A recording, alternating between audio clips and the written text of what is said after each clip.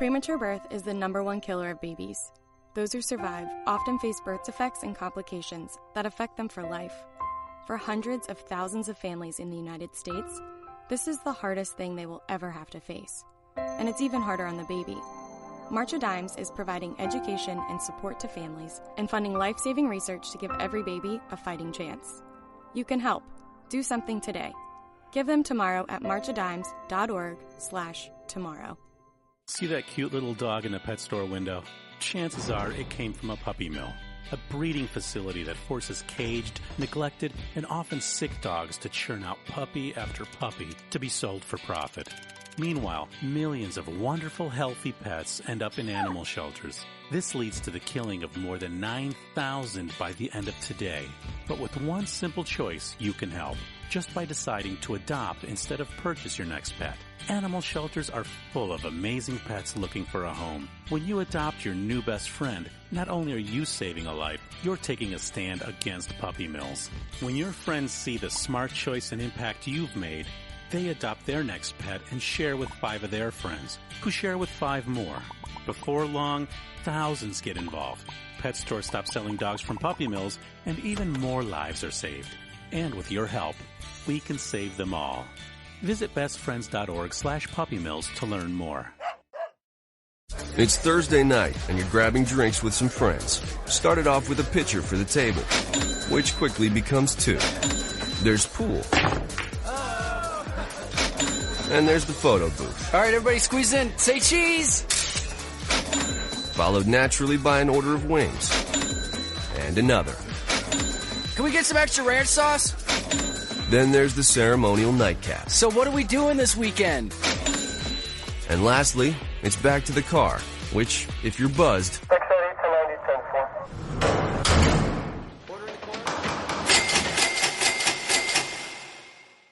could be the most expensive night of your life. Getting pulled over for buzz driving could cost you around $10,000 in fines, legal fees, and increased insurance rates. Nothing kills a buzz like getting pulled over for buzz driving, because buzz driving is drunk driving. Brought to you by the National Highway Traffic Safety Administration and the Ad Council. The following letters were written by our troops. My dear fellow Americans, I truly appreciate your support. I was starting to wonder if people had forgotten about us over here, but then one of my buddies showed me this website, and now as tears are streaming down my face, I can see for sure that you haven't. Private Emily B., U.S. Army. It's so heartwarming to see the American people not letting the men and women of the armed forces be forgotten. Your letters make a group of grown men, battle-hardened and gruff, act like a bunch of kids around a Christmas tree. Thanks. Staff Sergeant Matthew H., U.S. Army. Your support may be the most important thing our troops can carry with them. But don't take our word for it. Take theirs. To show your support, visit americasupportsyou.mil. Brought to you by the U.S. Department of Defense and the Ad Council. Thousands of families affected by disasters, like the recent wildfires, urgently need support. You can help the American Red Cross provide warm meals, shelter, and hope to families when they need it most.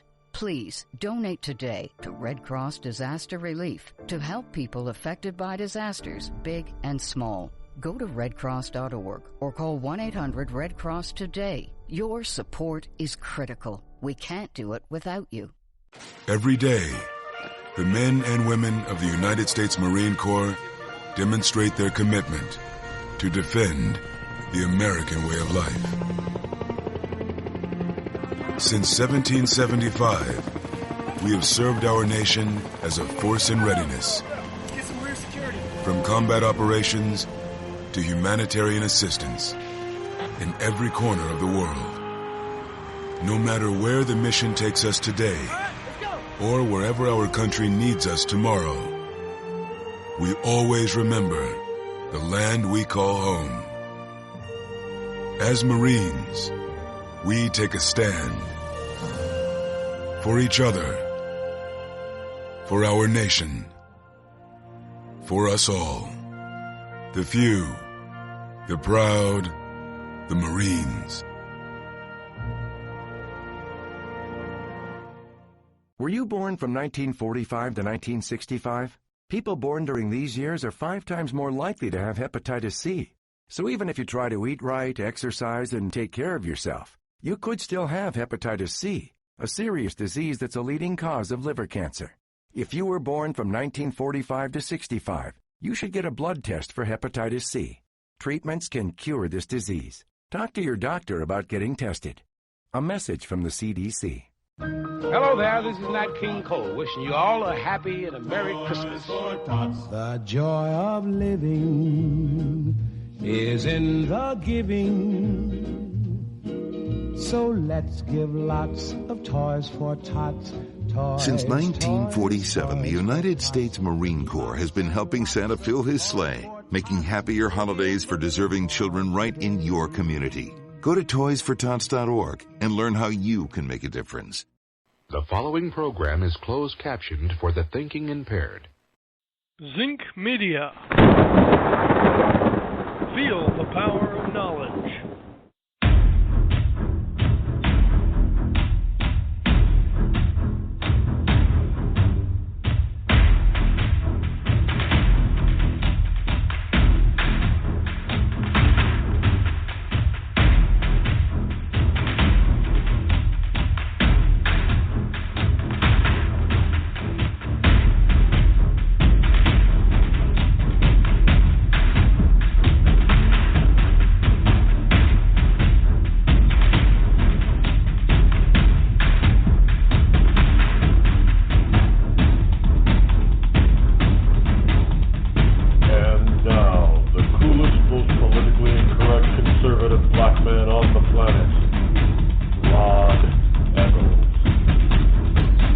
Good morning, Heidi-ho to you, one and all of you wonderful liberty lovers and ecclesiastites all across the globe. It is I, your lovable host, Rod, coming to you live from the bunkerized studio once again, located somewhere within the great granite state of New Hampshire, where the state motto is live free or die. It is not big government or bust.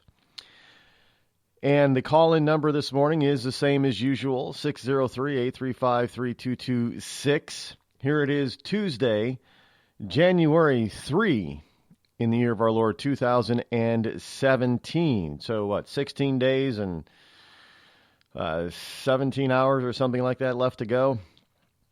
I didn't do the quick math.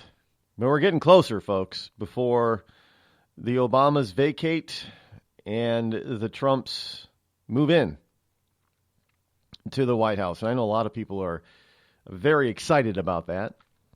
There are a lot of people that anticipation is killing a lot of people. Not literally. I mean, I guess maybe if you're in Chicago, it might be killing you. Waiting for the change. Total numbers were in for last year in Chicago, by the way. 762 homicides. 99% of them American citizens. I just got to tell you something. Chicago, folks, one of our great cities. The third most populous city in the nation. World-class city. Is a cesspool of violence and lawlessness. Where citizens in certain sections of the city are afraid to leave their homes. How is it that in this great nation, anyone at any time, an entire neighborhood or city, its citizens be afraid to leave their homes? Well, who's been running Chicago all these years? Who's been running Chicago? Liberal Democrats. Many of them corrupt. I mean, Illinois was once known as and Chicago was once known as the most corrupt state in the Union. Yeah, I know there was also a time when Rhode Island was called that too. And guess who ran those most corrupt states. Yeah, liberals. Liberal Democrat. Did anybody ever notice that? Has anybody ever noticed that all this corruption that everybody talks about seems to be committed in areas that are run by mostly Democrats? Am I the only one to notice that? I can't be. I know all you people out there. You're smart enough to have realized that too. But you probably just said, well, it seems to be true, Rod, but it just can't be, because if it were true, we would have dumped those Democrats long ago. We would have thrown them all in jail, thrown them under the jail for doing that kind of stuff. But it seems to continue. And now you got Trump out there saying, well, hey, Rahm Emanuel, all he has to do is ask for some federal assistance, and we can go in there and fix Chicago. Now I got to tell you, that would be the last thing that any mayor would want to do, is to have the federal government, federal police come in and police your city. But when you got 762 people who are murdered in 1 year, and you got to make some changes. And the changes got to come from the top down. And they got to come in the form of law reform. Law reform that no longer hamstrings law-abiding legal citizens. I mean, it is the most asinine type of, one of the most asinine laws that we have to have in this country is the Castle Doctrine. I know that they're called different, it's called by a different name in many different areas, but to actually have a law that says that you have the right to protect yourself and your property, and you're able to stand your ground, you don't have to run away and hide. What kind of a nation has to implement laws that says you have a legal right to protect yourself? And we're saying so within the law. You already have a legal right to protect yourself. It's called a God-given right. Just inane insanity, folks. It's just, these places are run by liberals. And these are the same, and if you go to just about any municipality that is run by liberals, most of them have a crime issue. And they're also the ones that are these sanctuary cities. And they're trying to be defined about sanctuary cities. Well, stupid is as stupid does.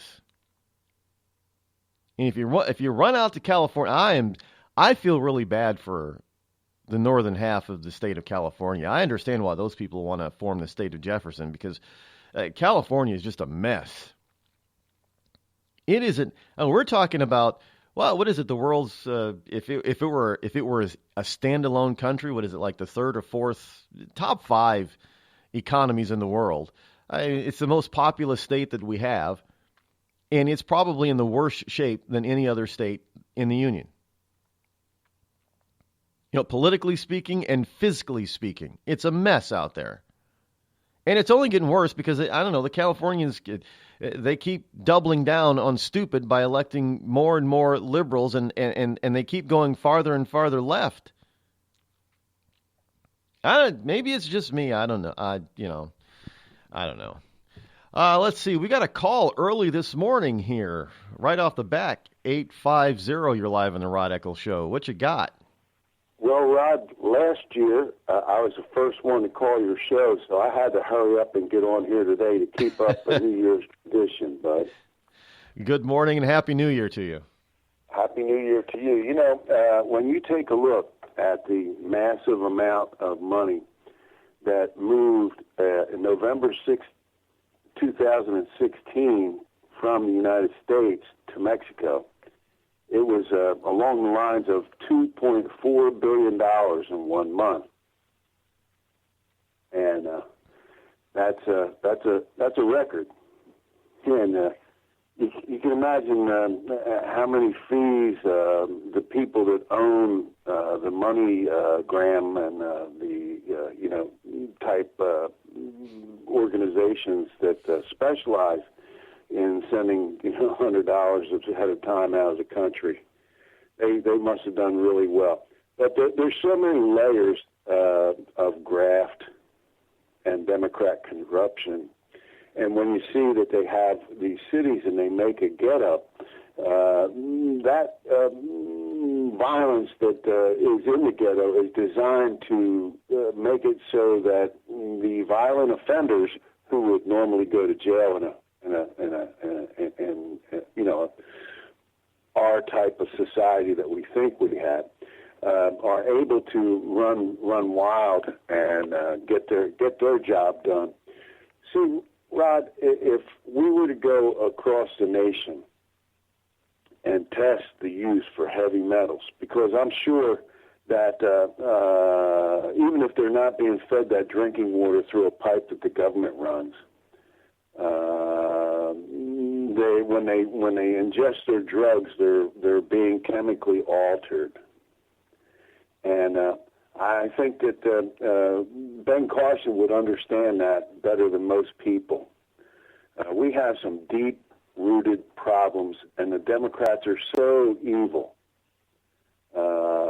and totalitarian. Well, they have been. For the last 70 years or so. It seems like they went nutso after World War II.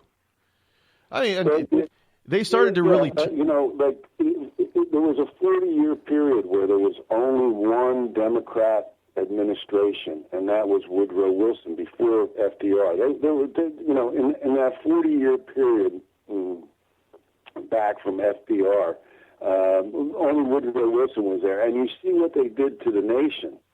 Wilson was, he had the Klan marching in D.C., and, the Klan was huge, and it may not have represented No, exactly you're not allowed to tell the truth about history now. You're not allowed to shine the light on the true racist party. I mean, Yeah, but at that same moment, they were introducing eugenics and so on and so forth. And Darwin was coming on, and the Scopes trial, and so on and so forth. So, I mean, here we have a clue as to what the Democrats are about whenever they get power. And so when they started to get a lock on power in that 70-year period that you speak of, they thought that they would, at this particular point in time, swoop in and take power forever. And Maxine Waters describing the database that Barack Obama had put together as if he was king, and so on and so forth. And Rod, it's really telling when you see that they have brought all our aircraft carriers into port, and they've thrown out a Russian ambassador, and our flag officers are standing there and waiting for a peaceful transition of government. It's absolutely the most, I can't describe it, the theater is unbelievable. I mean, you couldn't write a Greek tragedy around this stuff, starting with abortion in America. It's been brought on by the women's vote, which was championed by the Progressive Party and then the Democrat Party. And so we have got a bunch of people who they can't act like men, which is what Trump does. Trump, his persona is he's an alpha male. But the United States of America has been shamed with PC into neutered metrosexual behavior. And it's huge. It's huge what they've done. Yeah, and they've this whole thing since Wilson pretty much said Wilson was probably the most radical president that we've. Everybody thinks that it was Obama's the most radical. Now you really got to understand and study the Woodrow Wilson administration to understand that, especially at that time, he was the most radical president we've ever had, and he forever changed the direction of this country, which allowed for these Democrats to come on board after FDR in World War II to start spreading their ilk once again. And it's not just here in the U.S. I mean, the liberal mindset, his I don't even know why they even call it liberal, because liberal is a form of liberty, and they're anything but about personal liberty. It's all about control. And these are strong government types of people that hearken back to monarchies and empires. And now I know a lot of people talk about Trump being, scary, it being Trump being president because his finger's going to be on the nuclear button or what have you. But let me tell you something. America dodged a bullet, a literal war bullet, by not electing Hillary Clinton. Because you want to talk about somebody who's already shown that she's a warmonger.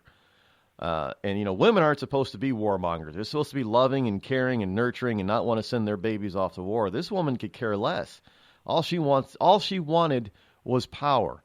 And I got to tell you, anybody who's only in it for power, those are the most dangerous people on the planet. And she was one of them. Rod, what people forget, when she was the wife of the governor of Arkansas, she sat on the board of directors of Walmart and so on and so forth. And she's actually been a critic of them also. But, we know that she has two positions. But she also sat on the board of directors of a French arms company that had a site on the St. Lawrence Riverway, or at least on the Great Lakes, in New York. And that company traded directly with Saddam Hussein during the Iraq-Iran war, and without the benefit of a customs inspection as it left the United States. So it was de facto French land. But how did Hillary Clinton, the wife of a small southern state, which is actually a misnomer because they're probably one of the richest places on earth, because of the commodity tradings that go on through there and so on and so forth. But, how did she get on that board of directors of a French arms company in the 80s and very early 90s as the wife of the governor of the state of Arkansas and a lawyer for the Rose Law Firm, the oldest law firm west of the Mississippi? So, she is really, like you said, dodged the bullet. She is absolute evil. They've given themselves over. All this stuff that we can point to that has come from England, in the face of it. You go back, and it was the money prior to Woodrow Wilson when Teddy Roosevelt came out as a progressive, was elevated by the money people, and then became a trust buster. And then when they put their money out and tried to save it, and they figured out that the best way to institute social change in America was through war, and by God, they did it, and they did it on a grand scale. What a lot of people forget, the first lobbyists came into Washington, D.C. just prior to the First World War, and the Assistant Secretary of the Navy for Woodrow Wilson that dealt in naval contracts was Franklin Delano Roosevelt. And if you think that those people who marshaled all that they could after the Depression and took all the government money they could and spent it on projects did not line their pockets, then they were the golden Democrats, because Democrats ever thereafter have been nothing but lining their pockets. Yeah, they've been doing that ever. It is, power seems to gravitate, seems to be a black hole for money. And if you want power, what the ultimate goal is power. It's not money. Everybody thinks that it's money. It's not. No, if you have power, you will always automatically have money. And it comes to you easier than if you're just going after money. And there's no place. There's more power in one place than Washington, D.C. It's big. It's the cherry. Well, it's where's that? Yeah, it's on top of the sundae. Yep, the cherry's on top of the sundae. And our blood and our sweat and the labor of our work is nothing to these people. They have taken America and trashed it to maintain that power. Yeah, they have definitely been. Well, I think they've finally met their match. I got to run and take a break, my friend. It's always good to hear from you. Ron, Happy New Year. Improve the culture for us, brother. I'm doing my best. We'll be right back, folks. Yes, sir. You're listening to me, your lovable host, Rod, here on the Rod Eccles Show.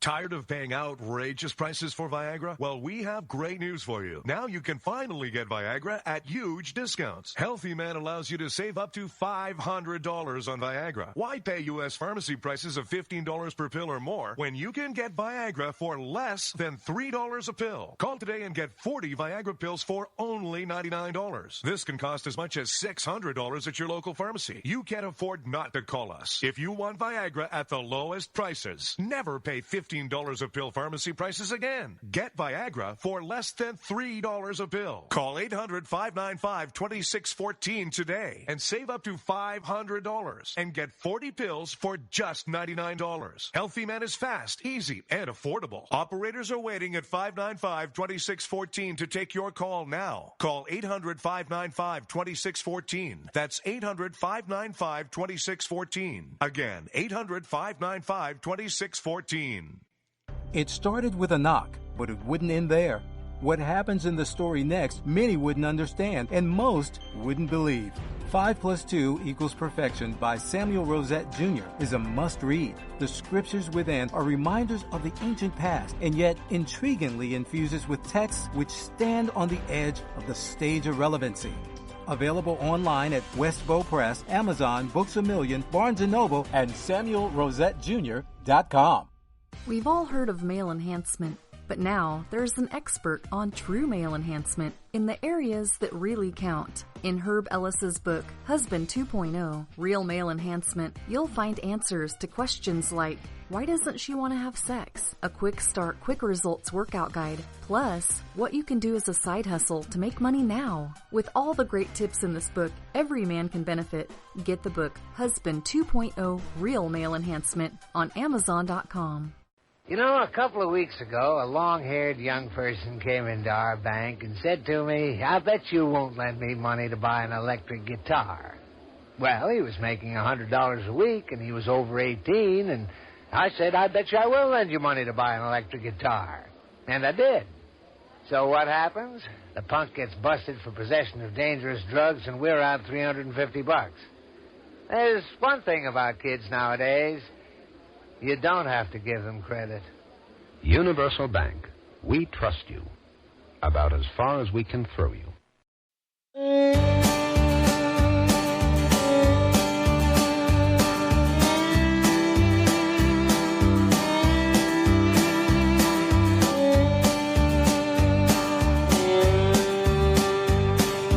603-835-3226. That is the call-in number.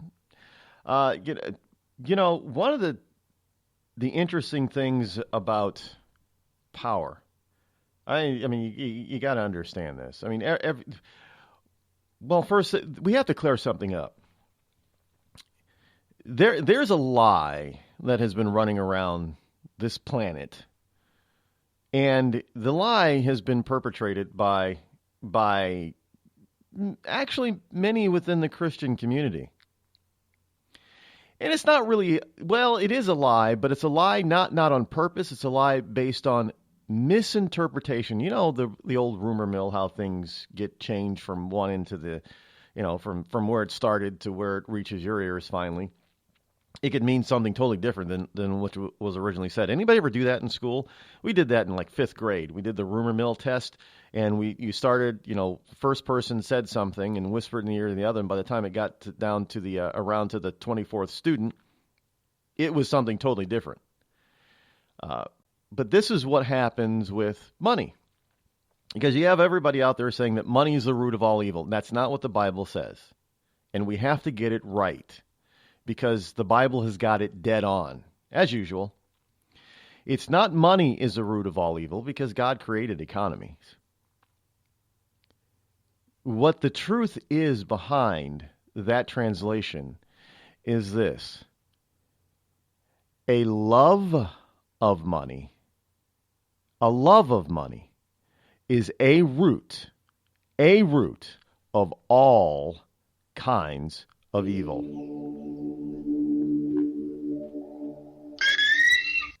The Red Cross responds to nearly 66,000 disasters every year, most of them house fires. Red Cross President and CEO Gail McGovern says you need to develop an evacuation plan and practice it, especially with your children. It takes just 2 minutes for a home to be engulfed in flames. Practice those drills. We all think our kids know what to do. They don't. We need to teach them. We have started a large campaign where we're going into vulnerable communities and helping install smoke alarms. Already 92 lives were saved, and 4 of those lives were saved by a 5-year-old girl who remembered what we taught them during these fire drills, and she got her family out. We also have a slew of free apps that people can download onto their smartphones. It's what to do in every kind of disaster you can imagine, how to prepare and how to recover. To help support all the Red Cross does and to make a financial donation, go to redcross.org. That's redcross.org. I'm just so happy my father had a chance to see his kids before he passed. I just want to say thank you. When her father fell ill, the American Red Cross was able to help get Veronica's brother home from the Navy to speak to his father one last time. It's thanks to your donations that we can connect military families when they need it most. Please donate today at redcross.org.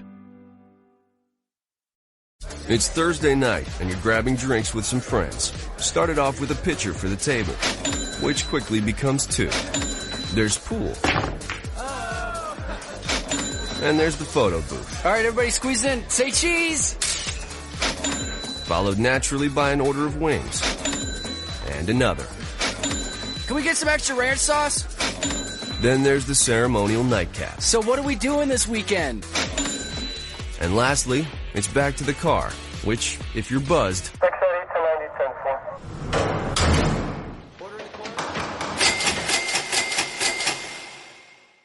could be the most expensive night of your life. Getting pulled over for buzzed driving could cost you around $10,000 in fines, legal fees, and increased insurance rates. Nothing kills a buzz like getting pulled over for buzzed driving, because buzzed driving is drunk driving. Brought to you by the National Highway Traffic Safety Administration and the Ad Council. Every day, the men and women of the United States Marine Corps demonstrate their commitment to defend the American way of life. Since 1775, we have served our nation as a force in readiness. From combat operations to humanitarian assistance in every corner of the world. No matter where the mission takes us today, or wherever our country needs us tomorrow, we always remember the land we call home. As Marines, we take a stand for each other, for our nation, for us all. The few, the proud, the Marines.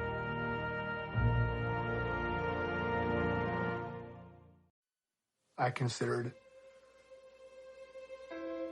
suicide so I wouldn't put my family through all the pain. Many of our warriors are returning home from the battlefield, only to face a new war as they struggle with devastating injuries. At Wounded Warrior Project, we understand. We're there to help.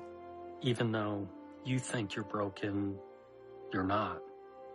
It's the physical and the emotional healing that Wounded Warrior Project provides.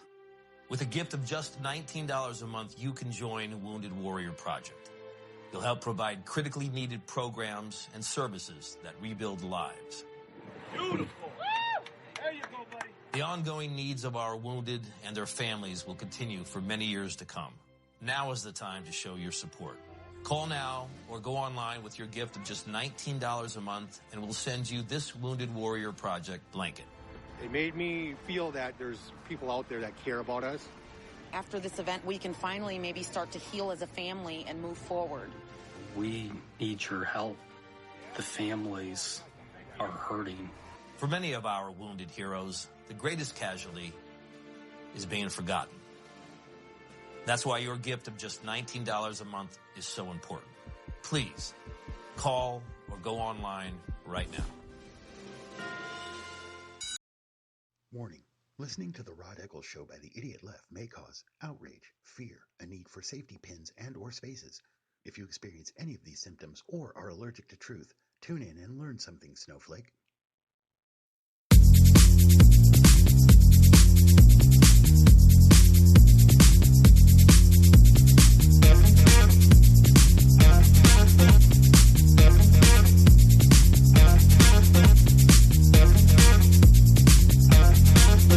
And welcome back. I am back. You know, last caller, good old Hickory, guy's brilliant, actually. Always makes some very good points. One of the things that he mentioned was our aircraft carriers being in dock. Well, and us having so few ships, naval vessels. Now, right now, let's run down the numbers a little bit, shall we? Right now, we have a total of 10 aircraft carriers. 10. That's it. 10. As of September of 2016, half of them were in dry dock. So we had 5 floating around the seas. 5. Just 5. 5 carriers. Now, you got to understand that in this day and age, air power, if you have superior air power, then you've won the game as far as war is concerned. If you control the skies, you can do anything to those enemy soldiers on the ground you want.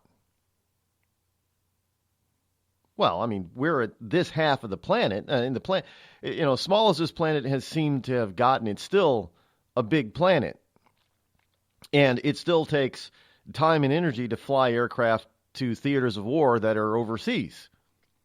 So how do you project your air power? Is you project it simply by having aircraft carriers. We have the largest aircraft carrier fleet in the world, which makes us probably the most powerful navy in the history of mankind. But if you look at how many carriers that our so-called frenemies and enemies have, well, it's not a great advantage anymore. When you only have 10, and let's face it, now you've got China's got these new anti-ship missiles where all they have to do is fire off 2 at one ship. One of them is probably going to get through. Well, that's the end of that ship. Now, if you target aircraft carriers, understand when you're in war, this is the first thing that you try to do, and this is what they tried to do back when World War II started, because the Japanese understood it back in 1941. When they attacked Pearl Harbor, they expected aircraft carriers to be in harbor. They were surprised that there weren't any. So when Yamamoto said, well, I think we've just awakened a sleeping giant here, because they understood that air power and how you project that air power over great distances overseas is with an aircraft carrier. That if you take out the aircraft carrier, you severely damage the ability of the enemy to wage war against you. All you got to do is target aircraft carriers, and you've severely weakened an enemy's ability to fight. China's got these anti-ship missiles. Sure, we've got anti-missile technology on all of our ships, but it only takes one. It's not like the good old days where, you could take a hit after hit after hit and still float and fight. Nuh-uh, not with these things. Only takes one. It's all they got to get through is one. And when you take out an aircraft carrier, not only are you talking, the potential loss of over 5,000 lives, because these things are floating cities. 5,000 lives plus a multi-billion-dollar ship at the bottom of the ocean. Not to mention all the aircraft on board. Gone. One hit. You take out a couple of those carriers, and the tide of battle turns. And when you only have 10, that's a major problem. When you only have 5 that are in fighting condition, that's an even greater problem. Now, the other part of this whole thing about naval power is the number of ships you have. You can't be a super naval power with only 10 ships. Right now, we have approximately 430 naval vessels afloat that are either in active or reserve status. Now, if you want to just call the active status of ships, you're looking at slightly less than 300 ships. That is about... We haven't had so few ships afloat since before World War II. Do you realize that that's a problem? And don't give me this, well, Rod, the technology is so much better. No. Sure, you can have technology. Technology is great. But what's even greater is the number. The number is necessary. Although China may not be the world's most technologically advanced air force or navy, they have the world's largest air force. While we are shrinking our air force, they're building theirs. Technology is great. Sure, maybe we could take out 5 of their aircraft for every one of ours. The problem is that if you look at numbers for numbers, they have over 7 aircraft to every one of ours. We take out 5, they take out 1. They still have 2. Guess who's going to win that one?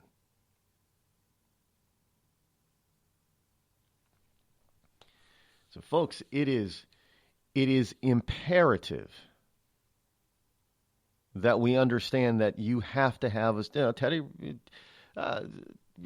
Roosevelt, wasn't it Teddy Roosevelt who said, speak softly yet carry a big stick? Because that's important.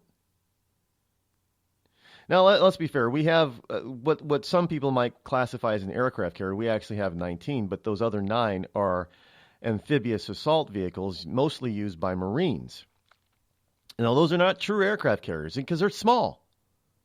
They don't carry a lot, and they don't carry a lot of airplanes.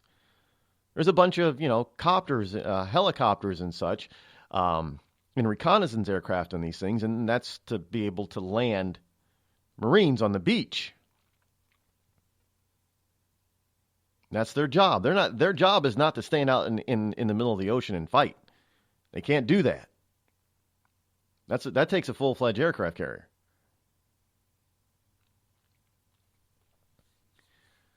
So it's imperative that we have not just a Navy, but the triangle. There's a triangle that is necessary in modern warfare. You have to be able to control the seas. You have to be able to control the air. And you have to be able to control the ground. So therefore, you need an Air Force, you need an Army, and you need a Navy. And you need numbers as well as technology. We're not so far advanced of the rest of the world where we could send out one soldier and he can take out an entire battalion of the enemy. We're not there. We're never going to get to that point.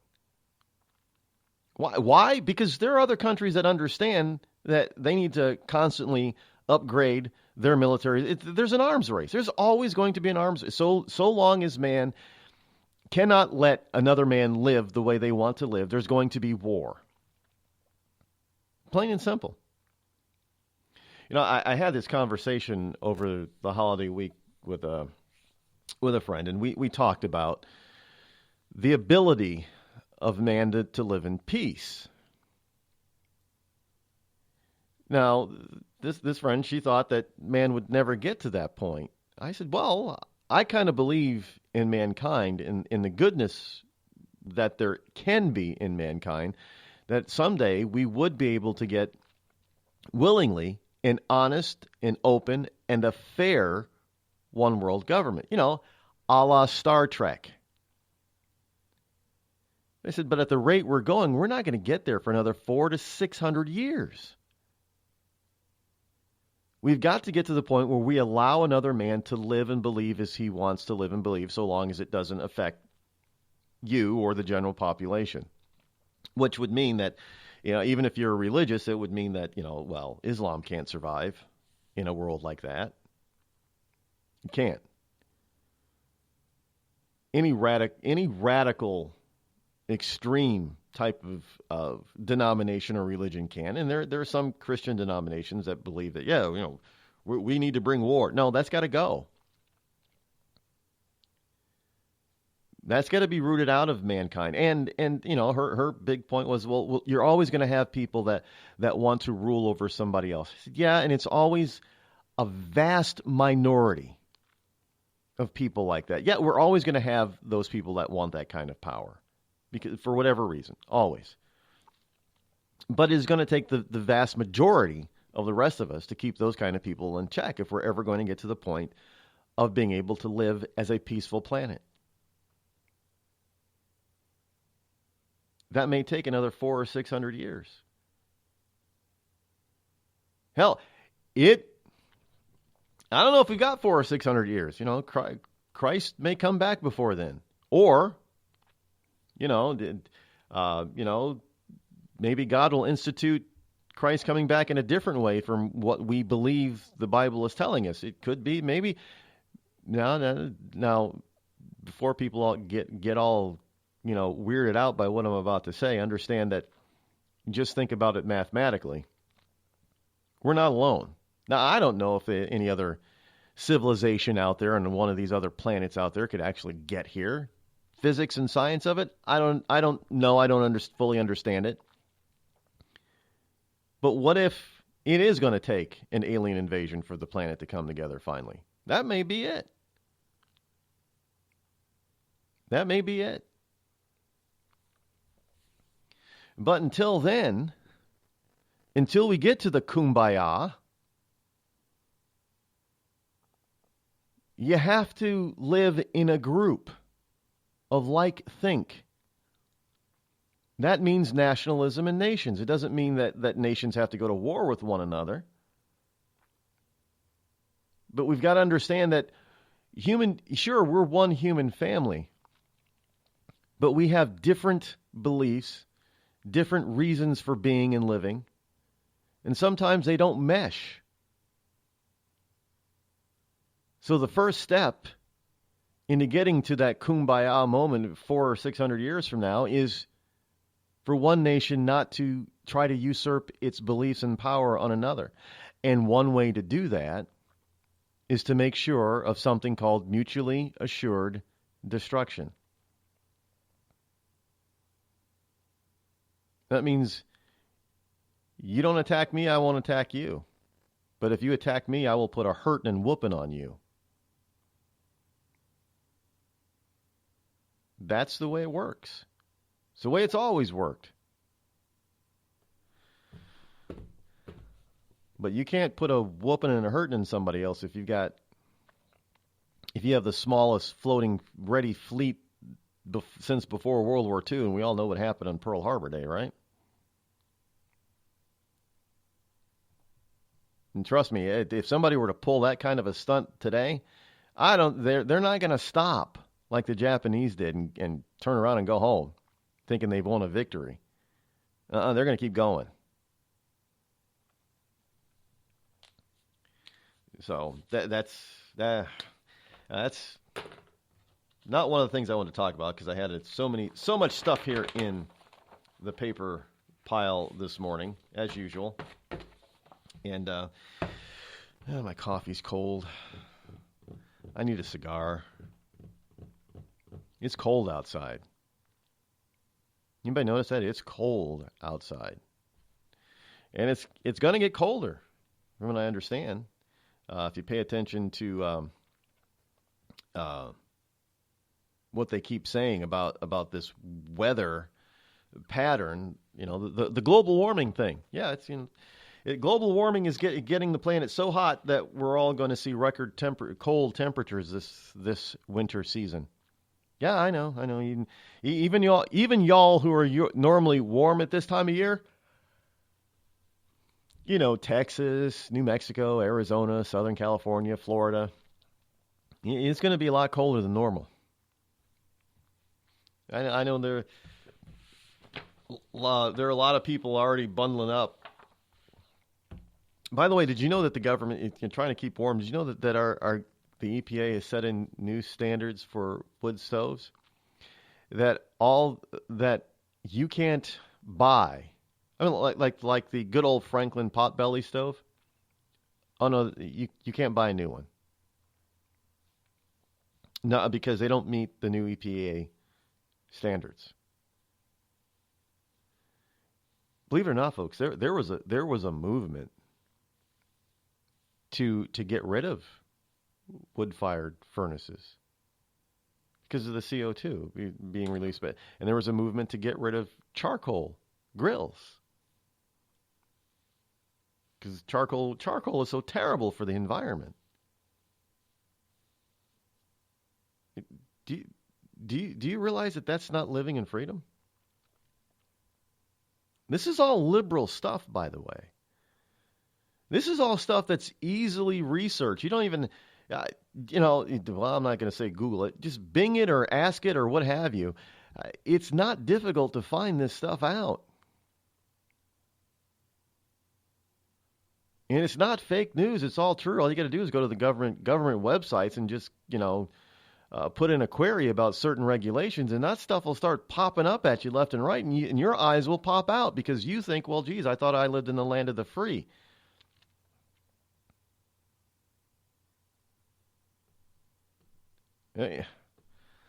Well,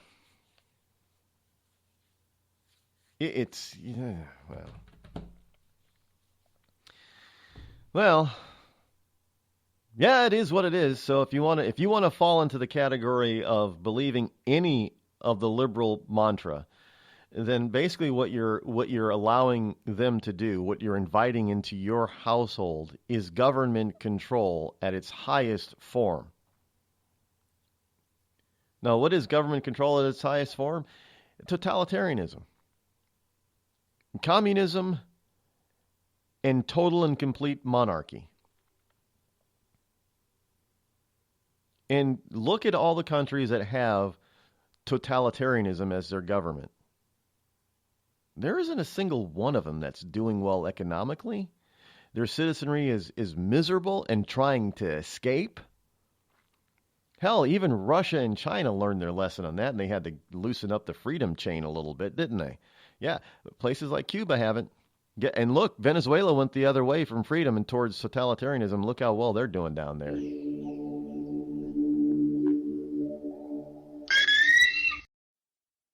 Tired of paying outrageous prices for Viagra? Well, we have great news for you. Now you can finally get Viagra at huge discounts. Healthy Man allows you to save up to $500 on Viagra. Why pay U.S. pharmacy prices of $15 per pill or more when you can get Viagra for less than $3 a pill? Call today and get 40 Viagra pills for only $99. This can cost as much as $600 at your local pharmacy. You can't afford not to call us. If you want Viagra at the lowest prices, never pay $15 a pill pharmacy prices again. Get Viagra for less than $3 a pill. Call 800-595-2614 today and save up to $500 and get 40 pills for just $99. Healthy Man is fast, easy, and affordable. Operators are waiting at 595-2614 to take your call now. Call 800-595-2614. That's 800-595-2614. Again, 800-595-2614. It started with a knock, but it wouldn't end there. What happens in the story next, many wouldn't understand, and most wouldn't believe. 5 + 2 = Perfection by Samuel Rosette Jr. is a must-read. The scriptures within are reminders of the ancient past, and yet intriguingly infuses with texts which stand on the edge of the stage of relevancy. Available online at Westbow Press, Amazon, Books A Million, Barnes & Noble, and SamuelRosetteJr.com.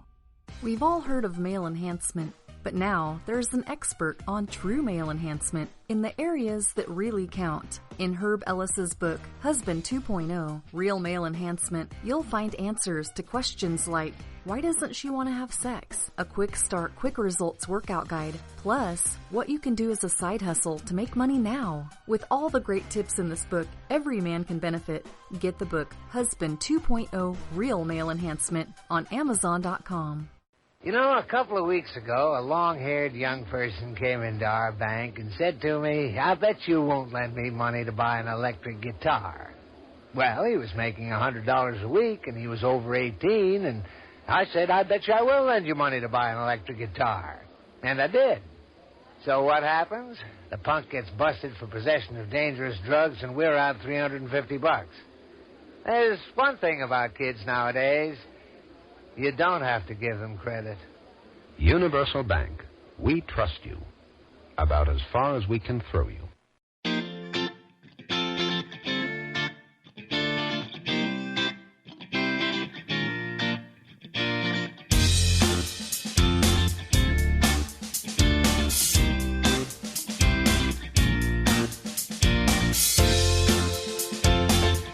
You know, all the millennials out there are not all that bad.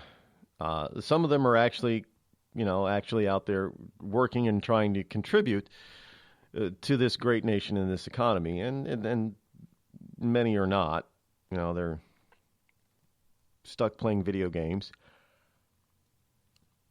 Hey, Mariah Carey is because I was about to mention pot. You know, smoking the reefer.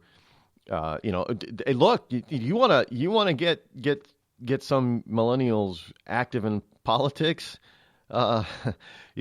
Get them all riled up about making pot legal in their state. That'll get them off the couch. Trust me on that. Hey, yeah, we're starting to move. Hey, man, we're starting a movement here in our state because we see all these other states, man, that are legalizing the weed and the reefer, and we're still getting busted for it, man. We got to stop this kind of stuff, man. Let's get a group together, man, and we'll go protest and sign petitions so we can get legalized pot, man. Because how great would that be if we could just go down to the corner store, man, and just pick up, some good hashish. That'll get them off the. Look, anytime they think that their rights are being trampled on. What do? Yeah, well, maybe we don't want them. We don't want them to run around protesting. That's for sure. Because then they get violent and dangerous and they break stuff. They don't know how to be peaceful because if they don't get their way right away, man, they have a temper. That's all these Occupy Wall Street and all this other stuff that they've done since then. It's nothing more than them having temper tantrums. Adult by age. Not by mentality, but adult by age temper tantrums. And we all know how destructive a 5-year-old can be when they throw a temper tantrum, right? Well, now just add some muscle and some height, and you can see why there's been so much destruction, even a little bit of death in these things. I'm telling you, folks, the last thing you want to do is get a bunch of millennials all riled up where you get them off the couch. Maybe we got to do one of two things, I guess. And it's kind of sad to have to say that. If we can't get these millennials jobs, which, Trump is going to find a way to get them jobs. So if we can't get them jobs, I guess the best thing that we can do in order to preserve our society is keep them on the couch in front of that TV playing video games. Because once they get up, man, they get dangerous.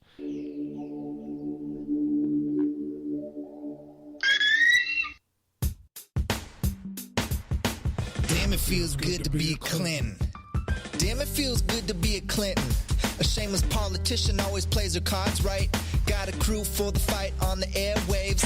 Lapdogs in the press keep their mouths tight. Cause a Clinton never needs to explain why it is what they done or with who. A real Clinton knows that they're entitled. And you don't get to know what they do.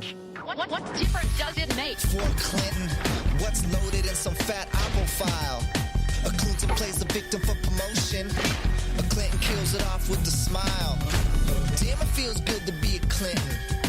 river full of secrets ain't no thing. Damn, it feels good to be a Clinton.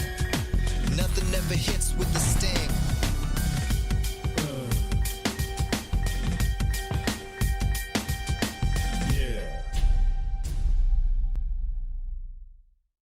The Red Cross responds to nearly 66,000 disasters every year, most of them house fires. Red Cross President and CEO Gail McGovern says you need to develop an evacuation plan and practice it, especially with your children. It takes just 2 minutes for a home to be engulfed in flames. Practice those drills. We all think our kids know what to do. They don't. We need to teach them. We have started a large campaign where we're going into vulnerable communities and helping install smoke alarms. Already 92 lives were saved, and 4 of those lives were saved by a 5-year-old girl who remembered what we taught them during these fire drills, and she got her family out. We also have a slew of free apps that people can download onto their smartphones. It's what to do in every kind of disaster you can imagine, how to prepare and how to recover. To help support all the Red Cross does and to make a financial donation, go to redcross.org.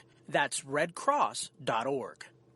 Every day, the men and women of the United States Marine Corps demonstrate their commitment to defend the American way of life. Since 1775, we have served our nation as a force in readiness. Get some rear security. From combat operations to humanitarian assistance in every corner of the world. No matter where the mission takes us today, or wherever our country needs us tomorrow, we always remember the land we call home. As Marines, we take a stand for each other, for our nation, for us all. The few, the proud, the Marines. The following letters were written by our troops. My dear fellow Americans, I truly appreciate your support. I was starting to wonder if people had forgotten about us over here, but then one of my buddies showed me this website, and now as tears are streaming down my face, I can see for sure that you haven't. Private Emily B., U.S. Army. It's so heartwarming to see the American people not letting the men and women of the armed forces be forgotten. Your letters make a group of grown men, battle-hardened and gruff, act like a bunch of kids around a Christmas tree. Thanks. Staff Sergeant Matthew H., U.S. Army. Your support may be the most important thing our troops can carry with them. But don't take our word for it. Take theirs.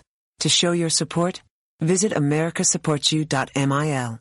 Brought to you by the U.S. Department of Defense and the Ad Council. On the battlefield, there's a saying America's military men and women live by. Never leave a fallen warrior behind. Ever. Off the battlefield, Wounded Warrior Project operates with the same goal. We leave no warrior behind. Wounded Warrior Project is a non-profit organization created to help our men and women returning home with the scars of war. Whether those scars are physical or mental, we're here to make sure that they heal. And whether it's helping those with post-traumatic stress disorder live a normal life again, or giving much-needed support to injured warriors in veterans' hospitals. Because no one deserves our help more than the men and women who risk their lives to keep us safe. Wounded Warrior Project. We never leave a fallen warrior behind. Ever. Learn more about what we do at woundedwarriorproject.org. Were you born from 1945 to 1965? People born during these years are 5 times more likely to have hepatitis C. So even if you try to eat right, exercise, and take care of yourself, you could still have hepatitis C, a serious disease that's a leading cause of liver cancer. If you were born from 1945 to 65, you should get a blood test for hepatitis C. Treatments can cure this disease. Talk to your doctor about getting tested. A message from the CDC. See that cute little dog in the pet store window?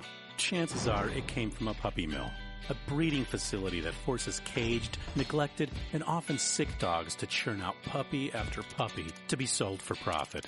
Meanwhile, millions of wonderful, healthy pets end up in animal shelters. This leads to the killing of more than 9,000 by the end of today. But with one simple choice, you can help. Just by deciding to adopt instead of purchase your next pet. Animal shelters are full of amazing pets looking for a home. When you adopt your new best friend, not only are you saving a life, you're taking a stand against puppy mills. When your friends see the smart choice and impact you've made, they adopt their next pet and share with 5 of their friends, who share with 5 more. Before long, thousands get involved. Pet stores stop selling dogs from puppy mills, and even more lives are saved. And with your help, we can save them all. Visit bestfriends.org/puppymills to learn more.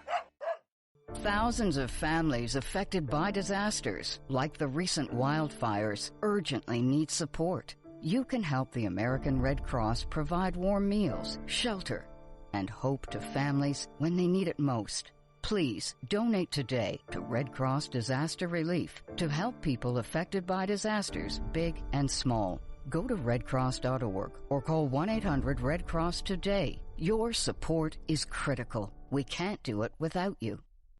You want to know what time it is? It's time to bring the rain. Zinc Media. Feel the power of knowledge.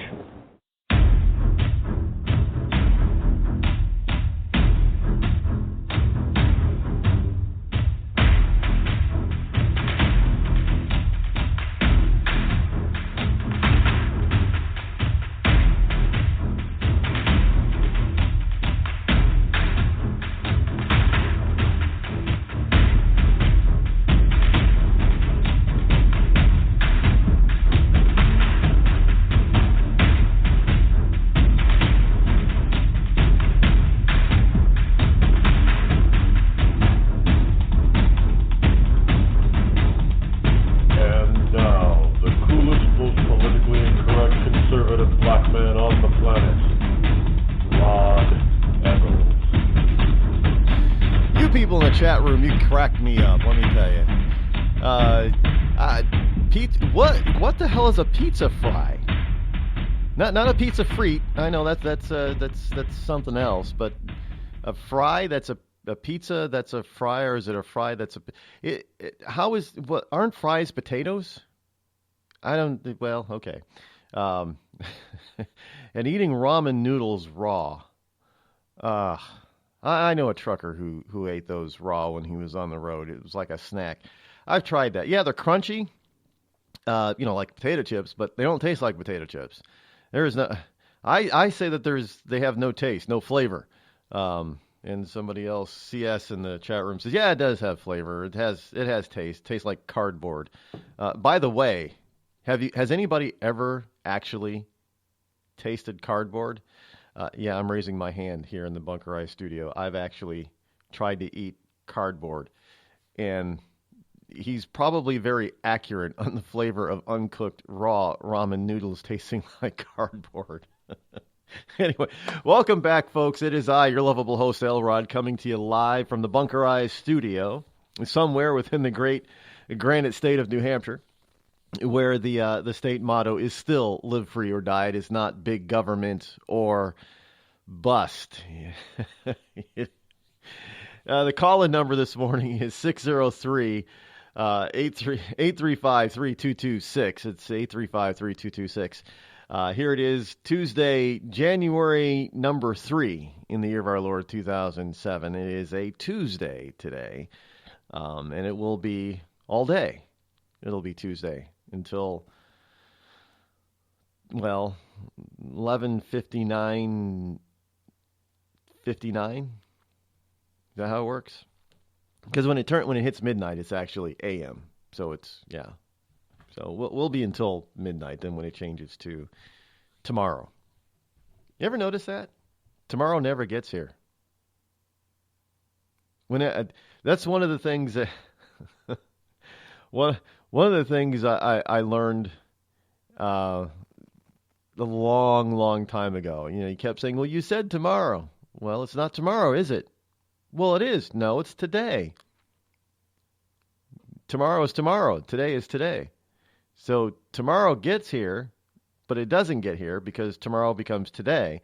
So tomorrow's forever in the future. If you want to drive a kid crazy, tell them that. That'll do it. Because tomorrow never gets here. And yesterday is always there. We'll always have a yesterday. And we can only live today. But tomorrow never gets here. You ever realize? I mean, I know that's some, stupid philosophical type of gobbledygook. But if you want to get technical about it, they're right. Tomorrow never gets here. It's always tomorrow. There's always a tomorrow and there's always a yesterday. And there's always a right now or today. But tomorrow never becomes today. Tomorrow is always tomorrow. And today will always become yesterday. So we'll always have yesterday, and you'll always have a yesterday. You'll always get to yesterday. Well, move away from yesterday as far as the time continuum is concerned, but you'll never get to tomorrow. Some people they can't fathom that. It's kind of like geometry.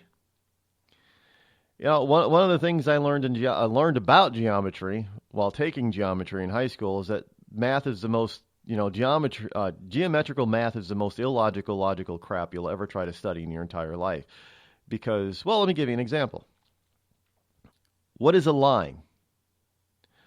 A line, what's a plane? A plane. Well, we think of a plane as being a flat surface.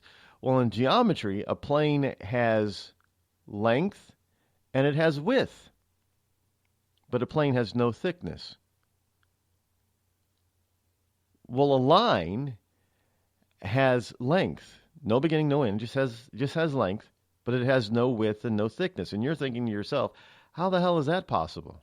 Exactly. Everything's got to have at least a thickness and a width, even the most fine point, micro. But nope. Geometry speaking, a line only has length. It does not have any thickness or height, and it doesn't have any width. A plane has got width for days, forever, and length forever, but it doesn't have any thickness. So, again, it's kind of like a ray. You know what a ray is in geometry? A ray has a beginning. See, a line doesn't have a beginning or end. A ray has a beginning. It has a point. And from that point, which again has no height or thickness or width, just length because it begins, it's basically a line with a beginning. Because a line doesn't have a beginning or an end. But a ray has a beginning point, but it has no end. Just think of, ray gun, that type of thing. Yeah, so, I know, if you've never studied geometry, you're probably thinking I'm making this up, but I'm not. And did you know that in geometry you have to prove things? And you think, okay, we see this all the time. You hear it all the time, when you're on social media. Well, prove it. Where's your proof? Where's your proof, Rod? Where's your proof? Well, you got to prove that a circle is a circle and a triangle is a triangle and a square is a square. Again, yeah. Well, you just saying, a circle is round. Well, no, that's not good enough in geometry. It's not. Go study. If you've never studied it, go study geometry, man. It'll drive you insane. And if you can, let me tell you this: if you can get through geometry, and I mean get through it, because nobody fully understands geometry. I'm sorry, I don't care. Those professors, math professors, may think they fully understand. They don't. Nobody fully understands geometry. But if you can get through geometry with some modicum of understanding of it, then you're probably going to be a mathematician. For the rest of us, it's like, okay, I got through that. Enough of that. Let's do something different now. That's what I said. Anyway, welcome to the world of edumacation. When it comes to stuff like that, I wonder if all our wonderful snowflakes actually get through geometry and other complicated mathematics like that.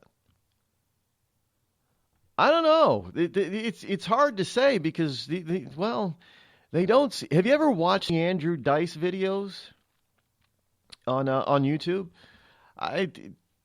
Just simplistic questions that he asks these kids. I mean, well, they're college students, college age anyway. The answers that they come up with are just, and what's worse is, they think it's funny that they're that stupid.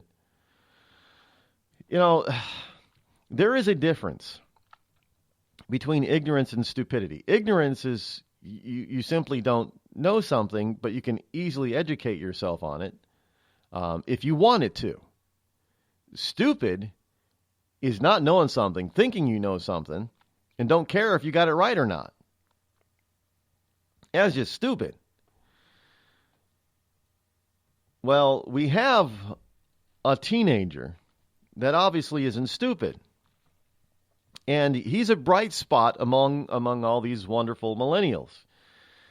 He's a 19-year-old, and now I don't know if this doesn't really say what this kid's political leanings are. This is from media. I mean, he's made the news from Mediaite to Arkansas, or the Arkansas Online newspapers. This teenager bought a local newspaper, and he bought it to challenge social media's stronghold on news distribution. That's right. That's what he said. That is what he said. He's not even a journalism student. His name is Hayden Taylor. Yeah, Hayden. He's 19 years old. Bought a newspaper.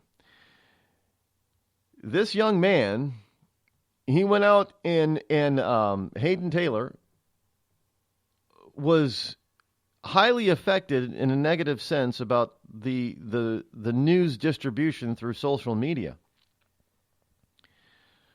And we all know how there's not much of journalistic integrity left in the lamestream media. Well, this kid, 19-year-old Hayden Taylor, he thought he was going to do something about it. He went out and bought the Central Delta Argus Sun. And he's now preparing to beef up the paper, which serves the Arkansas areas of Brinkley and Monroe counties. Yeah. Now, his family's been in the area for over 5 generations, and he is taking the newspaper over from a woman who has been running it for just over 20 years. Now, this is interesting. Another, I say watch out for this kid. Here's why. He attended college for a year, never chose a major, did not take journalism courses, but he's not worried about it. Why? Because he says he's basically just he's going to read up. He's going to buy a few textbooks and read up on accounting and newspaper editoring.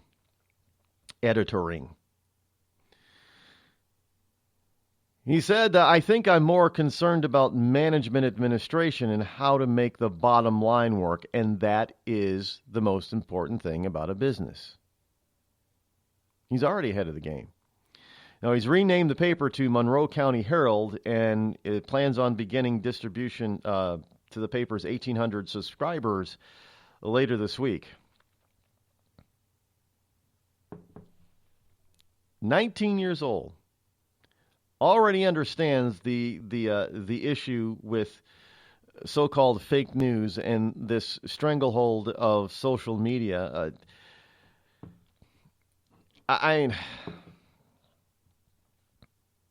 When you have a bunch of people that say they get the bulk of their news from Facebook, we've got a problem. Got a problem. So this kid, he says he's not going to focus on the touchy-feely stuff, like man bites dog type of rhetorical, tabloid type of stuff, just to try to sell newspapers. But he's going to instead focus on local news and sports. Good for him. Now, he should probably go out on the, once he gets a year under his belt running this thing, and if he doesn't run it into the ground, which he probably won't, he should go on a speaking tour and start talking to other millennials around his age about going into business. Now, here's a kid who went to college for a year, didn't like college at all, obviously, and probably wondered, well, what am I going to do for the rest of my life? There are no jobs out there, man. So did he whine and cry about, there's no jobs? No jobs out there. I don't have a job. No job. No, he went and bought himself a job. And he'll probably do quite well. If he's already gone the right track. Look, the management and the bottom line is what's important. If he's already got that part, well, you know that he's not talking about, we're just going to be a nonprofit paper. He's good. He'll probably do well. Good for him anyway. Glad to see that there is some initiative. And guess what? He got off the couch from playing video games, and he didn't go break anything.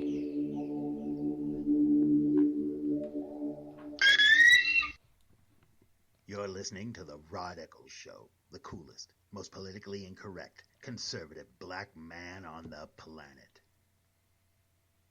Tired of paying outrageous prices for Viagra? Well, we have great news for you. Now you can finally get Viagra at huge discounts. Healthy Man allows you to save up to $500 on Viagra. Why pay U.S. pharmacy prices of $15 per pill or more when you can get Viagra for less than $3 a pill? Call today and get 40 Viagra pills for only $99. This can cost as much as $600 at your local pharmacy. You can't afford not to call us. If you want Viagra at the lowest prices, never pay $15 a pill pharmacy prices again. Get Viagra for less than $3 a pill. Call 800-595-2614 today and save up to $500 and get 40 pills for just $99. Healthy Man is fast, easy, and affordable. Operators are waiting at 595-2614 to take your call now. Call 800-595-2614. That's 800-595-2614. Again, 800-595-2614. It started with a knock, but it wouldn't end there. What happens in the story next, many wouldn't understand, and most wouldn't believe. 5 + 2 = Perfection by Samuel Rosette Jr. is a must-read. The scriptures within are reminders of the ancient past, and yet intriguingly infuses with texts which stand on the edge of the stage of relevancy. Available online at Westbow Press, Amazon, Books A Million, Barnes & Noble, and SamuelRosetteJr.com. We've all heard of male enhancement, but now there's an expert on true male enhancement in the areas that really count. In Herb Ellis's book, Husband 2.0, Real Male Enhancement, you'll find answers to questions like, why doesn't she want to have sex? A quick start, quick results workout guide. Plus, what you can do as a side hustle to make money now. With all the great tips in this book, every man can benefit. Get the book, Husband 2.0, Real Male Enhancement, on Amazon.com. You know, a couple of weeks ago, a long-haired young person came into our bank and said to me, I bet you won't lend me money to buy an electric guitar. Well, he was making $100 a week, and he was over 18, and I said, I bet you I will lend you money to buy an electric guitar.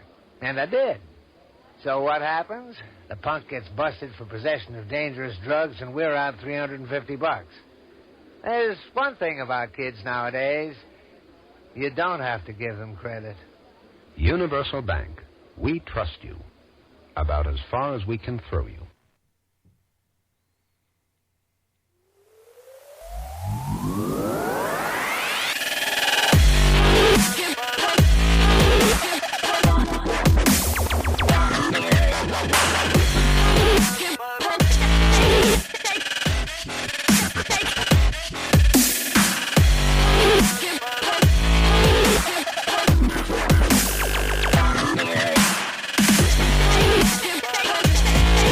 Zero 835-3226. That is the call-in number here. One of the things about young people starting businesses, it's a good experiment for them to do. Whatever happened to remember Junior Achievement? Do they still have that? When I was in high school, I participated in junior achievement. I don't see it around my area. I don't know if it's in your neck of the woods. I don't hear anything about it. That was a perfect, that's a perfect way to get kids to understand what business is all about. But if you don't have such thing, all our wonderful. Now, I understand that these things weren't around forever, obviously, but all our wonderful institutions that actually did stuff and helped prepare kids for real life have either been corrupted or dismantled. Look at the scouting industry for example, Boy Scouts, Girl Scouts. You've got Girl Scouts who Girl Scouts organization, which is run by lesbians. The last I heard, that the president of the Girl Scouts was a lesbian, and there have been a number of stories on how the main Girl Scout council has been ripping off the girls when they go out and sell the Girl Scout cookies. We all think that we're doing wonderful, we're getting delicious cookies, and that we're helping these girls understand but we don't realize the type of lesson that we're actually teaching these girls. It's hey. You go out and do something and sell something, and you're a success, and you get pennies on the dollar for you and your troop, and the rest of it goes to the cookie manufacturer and the Girl Scout Council. Now, granted, the cookie manufacturer is the one that's making them, so they need to get paid, sure. But when it comes down to literally, they're only getting pennies on the dollar for every box that they sell. That's kind of a ripoff. And the Boy Scouts have been under siege for over a decade, for 2 decades now. And they're starting to crack, unfortunately. But not only are they starting to crack, but parents aren't encouraging their sons to go into the Boy Scouts. They're not. Boy Scouts are, their little packs are closing down left and right all over the country. Because it's lame, Mr. Eccles. It's lame being. No, it's not lame. It's great. It's a great life experience and teaching moment. And a number of different institutions, even baseball is participation is down. Well, the sports participation in general all over the country, except for maybe soccer, is down. Soccer at a young age, it's no big. You go out and you take little Johnny who's 7 years old or 5 years old, and you put him out there in the middle of the field and let him run around a little bit. They're really not even teaching him how to play soccer. Just go out there and follow that ball, Johnny. Chase it down and kick it into that net. And as the kid gets a little older and the kid says, I don't want to do this anymore, I'm going to quit. And then the parents say, okay. So the kid stays home and sits on the couch and gets fat. By playing video. So they're playing soccer on video games instead of actually going out and playing soccer. It's just a phenomenon that's been happening. But we're tearing down a lot of our institutions that have taught people, youngsters, how to become an adult and what's expected of them once they become an adult. We don't have that anymore. We're losing it, and the ramifications are snowflakes. That's the result of tearing down these wonderful institutions that used to teach us. Now we get snowflakes. Thank God they're all not that way. Can you imagine if snowflakes entered the military? I don't want to get up at 5 o'clock in the morning to run around. You can't make me. Just think about that for a second.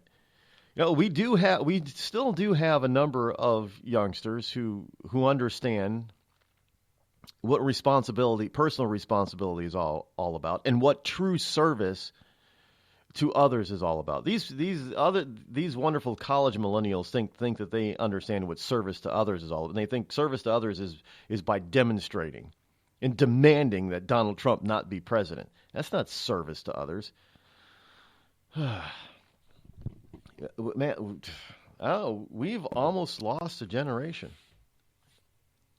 And at the rate we're going, if we don't do something, we're gonna have so many snowflakes in the next generation that our military is probably going to have to institute a draft. Because I don't think we're going to have enough people to volunteer. Because they're all going to be too busy being self-centered, taking selfies, playing video games, and wondering why they don't have a $100,000 a year job. Yeah, good luck with that one. Join the military.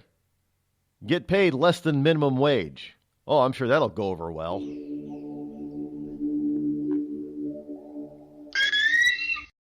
The Red Cross responds to nearly 66,000 disasters every year, most of them house fires. Red Cross President and CEO Gail McGovern says you need to develop an evacuation plan and practice it, especially with your children. It takes just 2 minutes for a home to be engulfed in flames. Practice those drills. We all think our kids know what to do. They don't. We need to teach them. We have started a large campaign where we're going into vulnerable communities and helping install smoke alarms. Already 92 lives were saved, and 4 of those lives were saved by a 5-year-old girl who remembered what we taught them during these fire drills, and she got her family out. We also have a slew of free apps that people can download onto their smartphones. It's what to do in every kind of disaster you can imagine, how to prepare and how to recover. To help support all the Red Cross does and to make a financial donation, go to redcross.org. That's redcross.org. I'm just so happy my father had a chance to see his kids before he passed. I just want to say thank you. When her father fell ill, the American Red Cross was able to help get Veronica's brother home from the Navy to speak to his father one last time. It's thanks to your donations that we can connect military families when they need it most. Please donate today at redcross.org.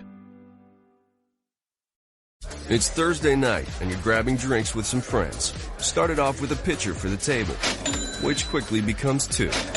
There's pool. And there's the photo booth. All right, everybody squeeze in. Say cheese! Followed naturally by an order of wings. And another. Can we get some extra ranch sauce? Then there's the ceremonial nightcap. So what are we doing this weekend? And lastly, it's back to the car, which, if you're buzzed,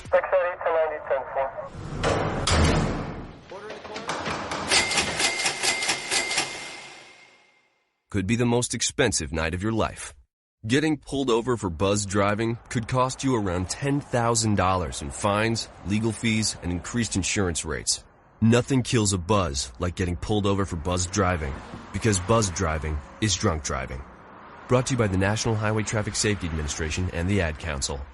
Every day, the men and women of the United States Marine Corps demonstrate their commitment to defend the American way of life.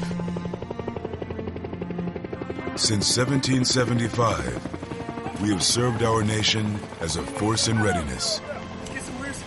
From combat operations to humanitarian assistance in every corner of the world. No matter where the mission takes us today, or wherever our country needs us tomorrow, we always remember the land we call home.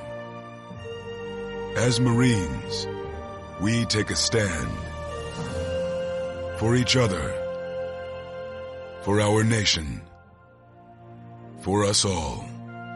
The few, the proud, the Marines.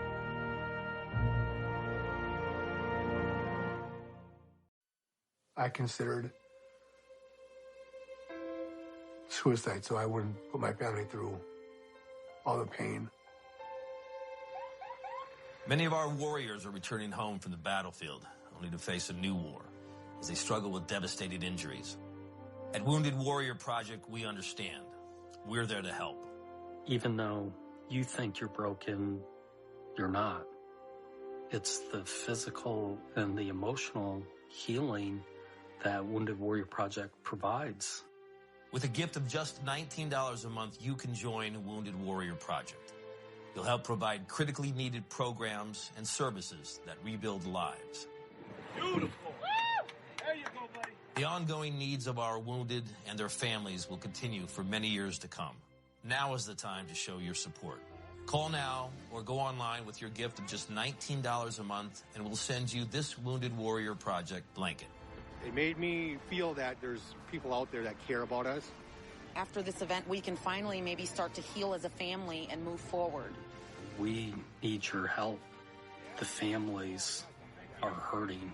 For many of our wounded heroes, the greatest casualty is being forgotten. That's why your gift of just $19 a month is so important. Please call or go online right now. I'm not Rod Eccles, and I approve this message.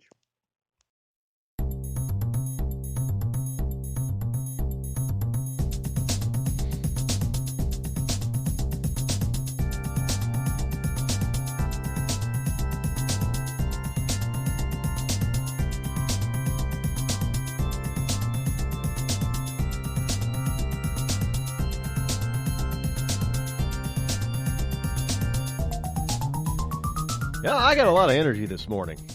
I tried something new. I've known this for a while, that I should have probably been doing this sooner, and I've done it on and off over the years. But the past couple of days, yesterday was kind of tough because it was something new that in my body was kind of like thinking, what the hell are you doing? But this morning I did the same thing. First thing I did when I woke up, didn't do much of anything else, just, put on some clothes, ran down to the kitchen, and proceeded to drink myself a cool glass of water with a whole lemon in it, lemon water. And it really wakes your body up, it does. Wakes up your mind, too. Not that my mind needs waking up, because it never really goes to sleep. But, so that's a good thing to do first thing in the morning. If you really want to wake up that bod of yours. All right, let's go to the phones. 202, you're live on the Rod Eccles Show. What you got? Hey, Mr. Eccles, how are you? Good morning. I just wanted to call and wish you a happy new year to you and all your listeners, and hope we have a fantastic 2017. I am like many Americans who are very optimistic about the future. Oh, yeah, by the way, this is C.S. Walker. Yeah, well, I'm sorry. I know that, but everybody else, all the listeners may not know that. I recognize the voice. I've been told that I have a distinctive voice. I just don't see it, but oh well. Yeah, so like I said, I just wanted to wish you all a happy new year and let you know that all those reports that were put out by the White House, I've punched so many holes in those things that even Swiss cheese would say, damn, that's a lot of holes. Well, there's a as we get closer, and you got Obama doing all kinds of strange, well, for him I guess they're not strange, but for the rest of us there's strange things at the end of his term. I got a question for you. There is this no, it didn't happen, did it?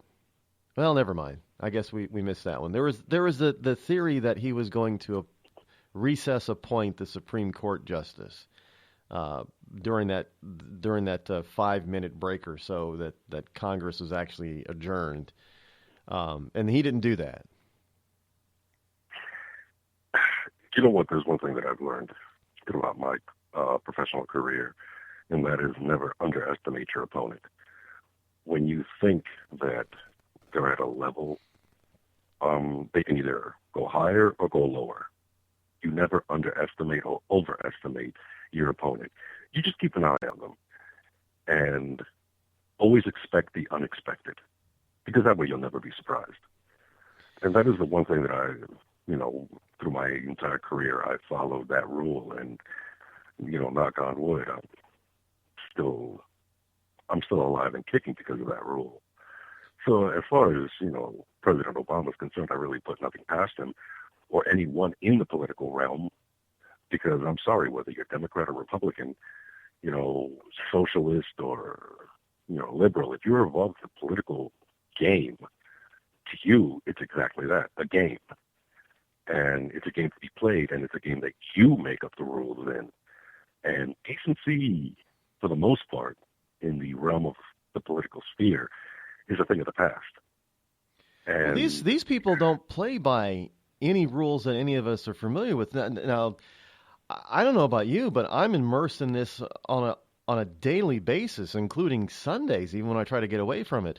But there are times that even I am, I'm with you, always expect the unexpected. But there are times when I just think, are you kidding me? Oh, I mean, I just watch this stuff and I just sit there and I'm like, yeah, I'm not surprised. I'm really not surprised at all that this happened or that happened.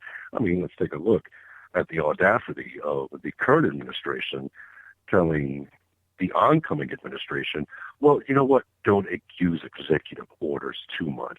And I'm sitting there going, really, dude? How many times did you pick up that pen and push an executive order, not down Congress or the Senate's throat, but down the entire American people's throat? Are you kidding me? That's right. I'm if like, Congress won't act, I got a pen and a cell phone. I'll act. Like I said, I just put nothing past any administration or any politician. And I think that's the charm of Donald Trump. He was never a politician. He was an individual that just said, you know what, enough is enough. And I think that appealed a great deal to a vast majority of the American people. Let me ask you something from an insider's point of view. What do you think the real reason is that Obama put pen to paper and just took more land for these national monuments? I think it's everything that he has done in the entire 8 years that he has been at the helm has been for one reason and one reason only, and that is his legacy. That's all it's been. That's all it's been about, his legacy. When he stood there in front of the Black Caucus and he said that he would take it as a personal affront that if Hillary Clinton was not voted into the office as president, he would take it as a personal affront to his legacy, not as a personal affront to the American people or to the American voter or to the people of the world. His legacy. So in his mind, being the first African-American president is not enough. He has to add more to that legacy, like shutting down all those fishing, all those zones for, to prevent, drilling for oil. That's part of his legacy. He has turned around and taken something that was created by a Republican president, Richard Nixon. He created the EPA, and the Democrats have used it as a weapon against the Republicans quite well. So it's about his legacy, these national monuments, because don't forget who created the national parks. Oh yeah, Theodore Roosevelt, a Republican president. So he's just using this for his legacy. He wants to be a Theodore Roosevelt. He wants to be a Ronald Reagan. He wants to be an Abraham Lincoln. But the sad part about it is that in his attempts to do all this, to emulate these gentlemen, he has turned around and just forced things upon the people that the people never really wanted. Well, Obamacare was his his legacy right there, and that's why he's not leaving Washington, D.C. after January 20th, because he wants to be. I guarantee you, we're going to see Obama as often in front of that camera, in front of a microphone, as we do now. He's going to be what is it? Co-president tempore? Is that the word? In other words, he's going to be the honorary president, shadowing whatever Trump does. Before there were the Clintons, there were the Kennedys. And the Kennedys were these armchair quarterbacks that were saying, oh, look, well, this is what you need to do, this is what you need to do, this is what should be done, so on and so forth. Then came the Clinton era. Well, ladies and gentlemen, welcome to the Obama era of the armchair quarterbacks. That's what's going to happen. Van Jones, you are absolutely on the money on that. Van Jones himself, over the weekend on the Sunday talking show with all those liberal talking heads, he said it, and I quote, "The Clintons are done. This is Obama's time." You know what? I don't even watch Van Jones because sometimes, I've listened to him, and when he said that the whole white lash thing, that really angered me because he couldn't take into consideration that, well, he thinks that blue collar is synonymous with white people. Newsflash, there are blue-collar Americans that are African-American. There are blue-collar workers that are Latinos. There are blue-collar American workers that are Filipino or Asian. So for him to turn around and just say blue-collar is nothing but white people, well, what are you trying to say? What are you saying, that white people aren't educated? No. Here's a newsflash for you. Blue-collar is a social status because of an economic income. So therefore, as soon as he said it was a white lash, I was done with him. He was nothing but pure rubbish, and he will continue to be pure rubbish until he sits there and actually admits that there are rich people that are not white. There are blue-collar workers that are not just white, and that there are poor people that are not just black. Because, I'm sorry, I was born in New York City. Nobody took the silver spoon out of my mouth. I've been working my butt off since I was 12 years old. So for him to sit there and say that, oh, poor people are black. Really? Well, I better go out in the sun and get a tan, because nobody took the silver spoon out of my mouth. Nobody forced me, to go from Bel Air to the Bronx. Nobody did that. I was born there. And everything that I've accomplished, I accomplished on my own. I even paid for my own college. And believe me, that wasn't easy, because I went to NYU, where that is nowadays the most expensive school in the country. But I had the grades. Can somebody I had it explain all. that one to me? I don't well, that's a whole nother topic. I don't understand this cost of higher learning, and these kids aren't really learning a damn thing. But this hard work doesn't seem to mean anything anymore, because in making your own way and in finding opportunities, opportunities just don't land in people's. Yeah, sure, sometimes an opportunity lands in a person's lap. That happens. Mm-hmm. But mostly you have to get out there and work and make your opportunity. You find, like this 19-year-old in Arkansas buying a newspaper. Did it fall in his lap? No, he had to go out and probably figure out how he was going to buy it at his age. With anything in life, everything happens with the first step. Now, my career, did that fall on my lap? You know what? It did. But I took the first step, because at the age of 17, I enlisted. And then somebody saw that I had a relatively decent IQ. Okay, fine. But then somebody also looked at my physical training record, and they said, well, he's in good shape. So an offer came along. See, that's where you went wrong. Starting off, you went to the military. Now you do understand that there are a lot of so-called African American leaders in this country that bemoan the military, because the military somehow, some way, somehow it became nothing more than a way to get minorities, Latinos and African Americans, because they have no other opportunity. They don't look at the military as being an opportunity in and of itself. They view it as some last resort that they have to do in order to be able to eat. Really? Pardon my slur then, but somebody better tell that to all the white boys that I worked with, and there were a ton of them. Somebody got to tell them white boys that. No, those are the poor Southern white boys out of all the hollers, because they don't have any opportunity either. Oh, really? Then okay. Yeah, so those white boys that I met with New York and Chicago and California accents, those were actors. Okay, fine. Okay, hey. According to the liberal, they don't exist. But when I joined the military, somebody took a look at my records and they said, hey, next thing you know, my career, was offered to me or fell on my lap, or as much as it can be done in the military. But, now that I'm retired and I'm working on a book series, I took the first step. I sat down in front of the computer and started typing. And I've been looking for publishers, and I'm continuing to do that. Things happen when you make the first step.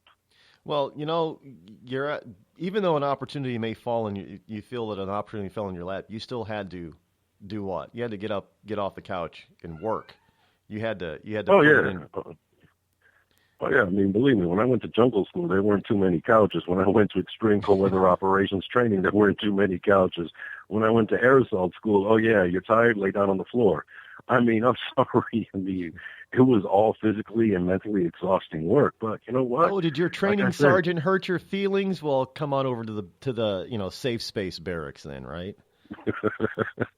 Let me tell you something. We used to use that as a joke because there was a rumor floating around in the Army that they had these things called sensitivity cards. And you would hold it up and your drill sergeant had to back off. Well, okay, fine. Some of us decided to have fun with that. And I decided to write a whole bunch of sensitivity cards and put them in my pockets. And my supervisor started yelling at me, and I pulled one out and said, "You're hurting my feelings." He just grabbed it, crunched it up, and threw it away. I pulled out another one from another pocket and said, "That really did hurt my feelings." And he just kept crumpling up. And he said, "You pull one more out, so help me God. You will find yourself in the worst place on the planet." I'm like, "Okay, I'm done." Yeah, he got you. He got you real sensitive to the aspect of not wanting to go to the worst place on the planet. I guess they were. Oh yeah, I mean, yeah, that really hurt my feelings, and I was like, you know what, I'm done. But like I said, I mean, people whine and complain about training in the military is too strict, too hard, too demanding, too forceful. I mean, at one point when John Kerry was running for president, he turned around and said, "Well, we need to make the special operations bigger." Okay, in order to make the special and this is where people didn't understand what would be involved in that. That would cost more lives. More Americans would be lost. And the reasoning to that is simple. If you want to make special operations bigger, no matter if it's Army Special Forces, the Rangers, Force Recon, the SEALs, it doesn't matter. In order to make it bigger, you have to lower the standards because they have a very high washout rate. So in order to expand it, you have to lower the standards so more people can pass and make it into special operations. Well, these people that would then make it through under a less stringent standard, they didn't have what it took to make it through if the standards were higher. So therefore, what would happen? They'd get killed. They would die. Because nowadays, people in the special operations, they die. They've died in front of me. Specials. Look, I'll admit it. I don't think I would have made it through any of the special ops training. I probably would have washed out. I've watched an episode. They have this new. It's on A&E or one of Discovery Channel, one of those channels, where they're taking a bunch of civilians that willingly go through this. Some former Navy SEALs are running this program.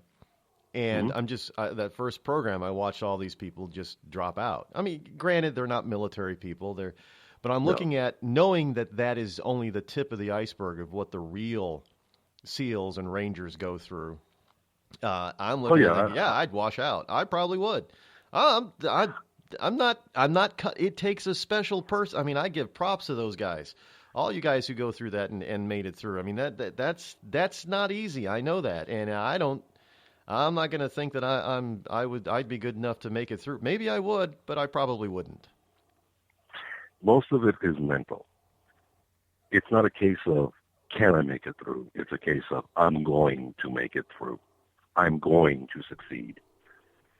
And I mean, the worst thing, I mean, I loved jungle school. To me, jungle school, when I went through jungle school, it was still in Panama, and they called it green hell.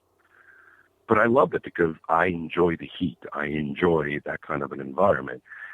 But when I went to extreme cold weather operations training, I hated it with a passion.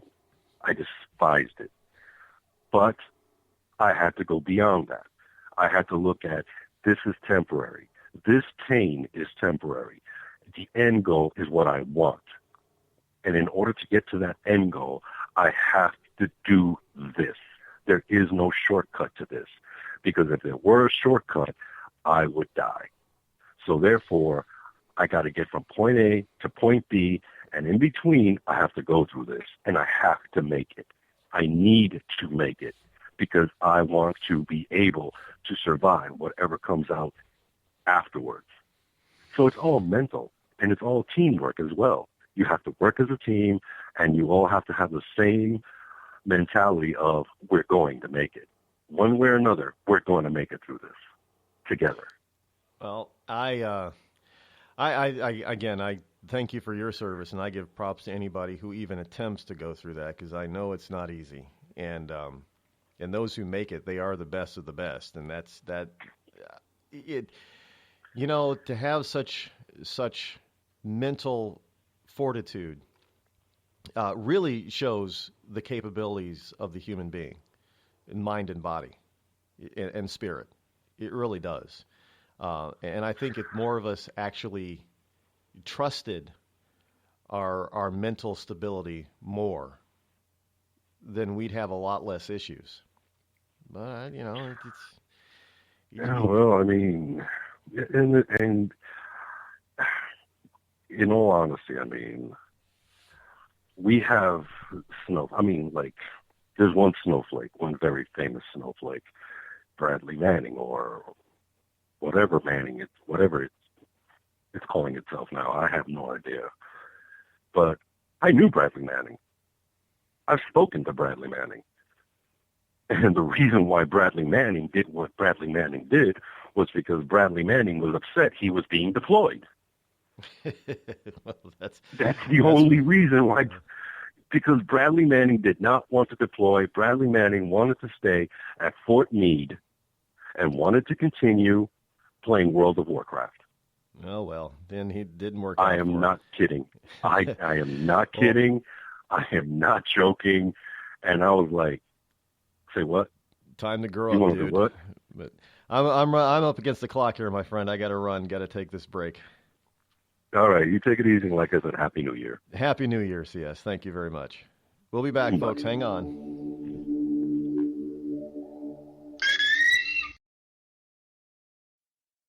Tired of paying outrageous prices for Viagra? Well, we have great news for you. Now you can finally get Viagra at huge discounts. Healthy Man allows you to save up to $500 on Viagra. Why pay U.S. pharmacy prices of $15 per pill or more when you can get Viagra for less than $3 a pill? Call today and get 40 Viagra pills for only $99. This can cost as much as $600 at your local pharmacy. You can't afford not to call us. If you want Viagra at the lowest prices, never pay $15 a pill pharmacy prices again. Get Viagra for less than $3 a pill. Call 800-595-2614 today and save up to $500 and get 40 pills for just $99. Healthy Man is fast, easy, and affordable. Operators are waiting at 595-2614 to take your call now. Call 800-595-2614. That's 800-595-2614. Again, 800-595-2614.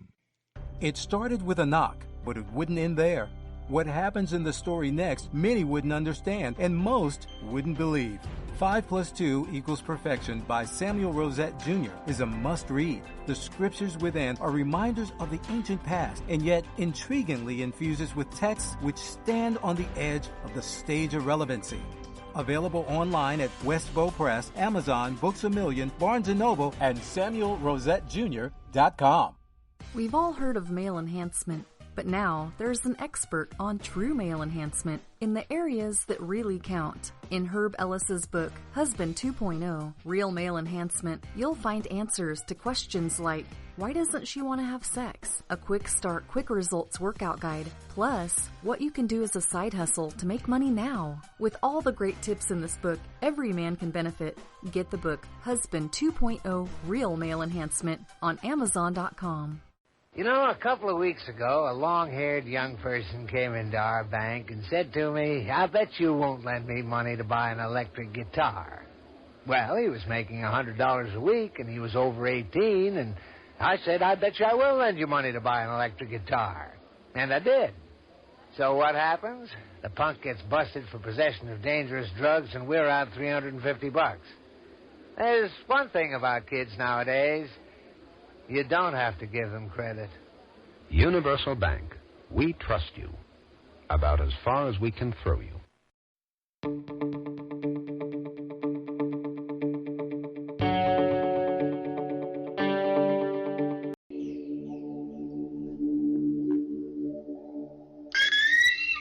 The following program is recommended for mature individuals and may contain material unsuitable for morons, cretins, and dishwipes. If you are a moron or a member of the PTL Club, please turn off your radio, because we don't need any more stupid, narrow-minded, pencil-neck geeks who wouldn't know the First Amendment if it came up and bit them on the butt. Thank you. You know, a couple of weeks ago, a long-haired young person came into our bank and said to me, I bet you won't lend me money to buy an electric guitar. Well, he was making $100 a week, and he was over 18, and I said, I bet you I will lend you money to buy an electric guitar. And I did. So what happens? The punk gets busted for possession of dangerous drugs, and we're out $350. There's one thing about kids nowadays. You don't have to give them credit. Universal Bank. We trust you. About as far as we can throw you. The Red Cross responds to nearly 66,000 disasters every year, most of them house fires. Red Cross President and CEO Gail McGovern says you need to develop an evacuation plan and practice it, especially with your children. It takes just 2 minutes for a home to be engulfed in flames. Practice those drills. We all think our kids know what to do. They don't. We need to teach them. We have started a large campaign where we're going into vulnerable communities and helping install smoke alarms. Already 92 lives were saved, and 4 of those lives were saved by a 5-year-old girl who remembered what we taught them during these fire drills, and she got her family out. We also have a slew of free apps that people can download onto their smartphones. It's what to do in every kind of disaster you can imagine, how to prepare and how to recover. To help support all the Red Cross does and to make a financial donation, go to redcross.org. That's redcross.org. Every day, the men and women of the United States Marine Corps demonstrate their commitment to defend the American way of life. Since 1775, we have served our nation as a force in readiness. From combat operations to humanitarian assistance in every corner of the world. No matter where the mission takes us today, or wherever our country needs us tomorrow, we always remember the land we call home. As Marines, we take a stand for each other, for our nation, for us all. The few, the proud, the Marines. The following letters were written by our troops. My dear fellow Americans, I truly appreciate your support. I was starting to wonder if people had forgotten about us over here, but then one of my buddies showed me this website, and now as tears are streaming down my face, I can see for sure that you haven't. Private Emily B., U.S. Army. It's so heartwarming to see the American people not letting the men and women of the armed forces be forgotten. Your letters make a group of grown men, battle-hardened and gruff, act like a bunch of kids around a Christmas tree. Thanks. Staff Sergeant Matthew H., U.S. Army. Your support may be the most important thing our troops can carry with them. But don't take our word for it. Take theirs. To show your support, visit americasupportsyou.mil. Brought to you by the U.S. Department of Defense and the Ad Council. On the battlefield, there's a saying America's military men and women live by. Never leave a fallen warrior behind. Ever. Off the battlefield, Wounded Warrior Project operates with the same goal. We leave no warrior behind.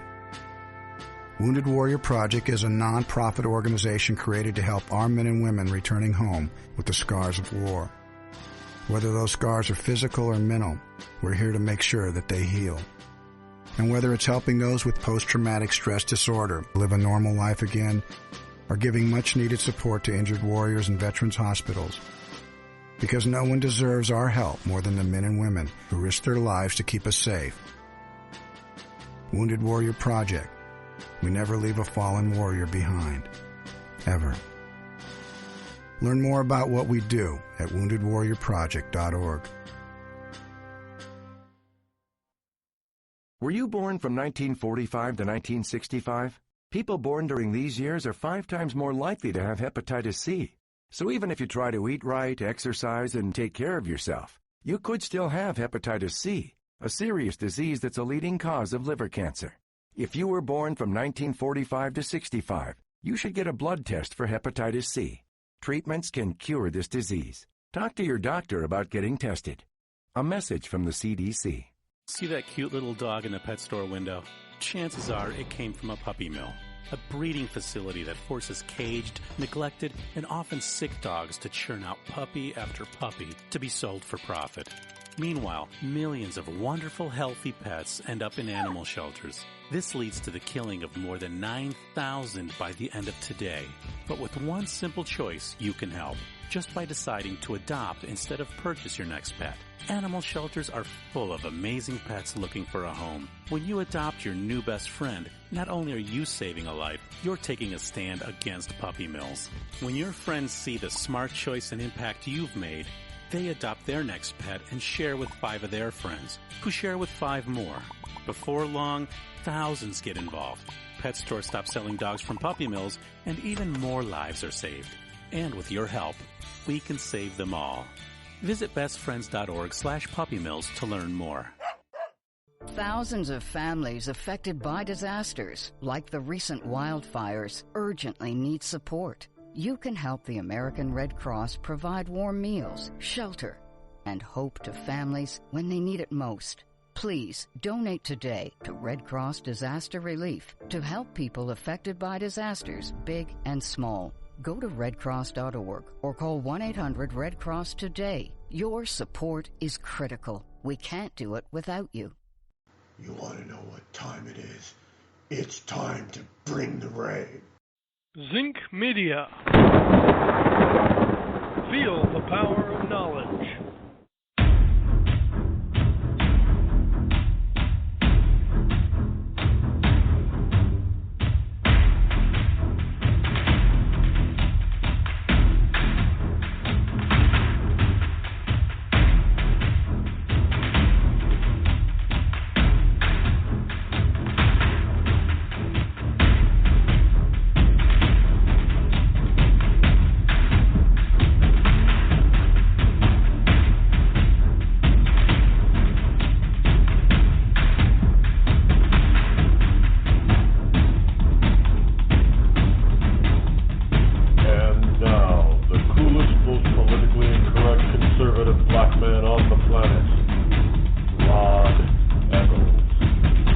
And welcome back. Hour number 3 here. Yes, I am still your lovable host, Rod, coming to you live once again from the Bunker Eye Studio, somewhere within the great granite state of New Hampshire, where the state motto is still, live free or die. It is not big government or bust.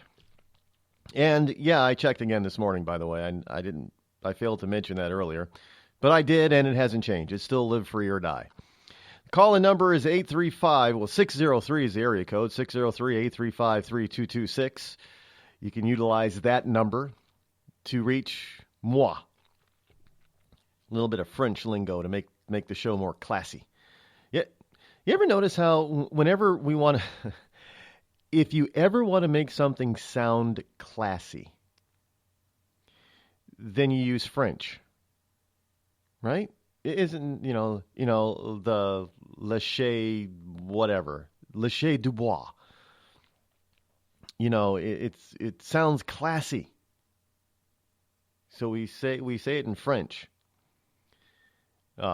Basically, it's, or instead of saying home, or you say chateau. It's Le Chateau Lafitte, not Castle or House of Lafitte. No, it's Le Chateau Lafitte, right? Just say it in French. Real classy. And if you ever want anything to, to sound, I don't know, more regal and foreign, just to represent that it's not American, you do what? You use a British accent. You ever look at all the movies where, they're supposed to be foreigners. Whether it be ancient times or, fairy tale times, they're all British. The movie 300, for example. 300 is about Troy. Troy was a bunch of Greeks, right? Then why did everybody in the movie 300 have an English accent? Lord of the Rings, same thing. They were all British accents or forms of British accents. It's just amazing how we do that kind of thing. We want something to seem or sound a certain way, so we use a different language other than English. If you want to be, crude, crass, and hard as a rock, hard as nails, then what are you? You use an American accent. You speak American. Yeah. And if you want to sound, less than intelligent, like you're just a good old boy, simpleton, and then you use a Southern accent, dialect, right? Southern accent, Southern drawl. It's amazing how we do, use different accents to portray different things when it's all just the same. A chateau is nothing more than a mansion. It's a big house. But you can't say that unless you say maison. Isn't that, maison is French for mansion, right? It's been a while since I took French. So instead of saying my mansion, you say je suis maison. I think that's how it goes. Anyway, it's just, I think I got an idea here. I got an idea here. Yeah, and if you wanna sound like you have soul, well, you gotta have that black accent, some form of urban accent, not Ebonics, but you gotta have that good old fashioned black accent. You don't say here, you say here. I got an idea here. I know if you're a white person, you do that, you're a racist. So I know you can't do it for whatever reason. There was in one of the original Planet of the Apes. See, this is how it goes. In one of the original Planet of the Apes movies, with I think Roddy McDowell was in it. I forget who else was in those. But in one of the movies, the apes were living in peace with mankind. They were back to nature type of thing. There were no modern cities or anything anymore. They were out in the wilderness somewhere, the jungle, and they were little ape children were going, speaking ape children were going to school with human children. And then all of a sudden, one of the gorilla, I guess they're gorillas, one of the gorilla cops starts chasing down a human. And the reason why was because the human told an ape no. And the teacher of this little elementary school, diversified elementary school, she reminded her students, an ape can tell a human no, but a human can never tell an ape no. Why? Now, the movie never answered that question, but it's the same thing. A black can imitate a white person. You know how they do this all the time. Eddie Murphy's very famous for doing it like this. Making fun of white people when he wants to make fun of a white person, he talks like this. That's not how white people talk. Well, most of them don't. But that's okay. But you get a white person that says, yo, yo, yo, what up, my blood? All of a sudden, what? Are you a freaking racist? You can't do that. Why? How did we get to that point? I know some people will say, well, it's just like, blacks can't be racist, Rod. And I say that's a bunch of BS. Of course they can be racist. They are. There are black racists just as there are white racists. It doesn't make a difference. A racist is a racist. There's one thing about racism. It doesn't care how much melatonin you have in your skin. Just silly things that I think about every once in a while that come to my mind. Yeah, that only scratches the surface, folks. Trust me, you do not want to get in my head. Not at all. I just think about silly stuff like that constantly. It's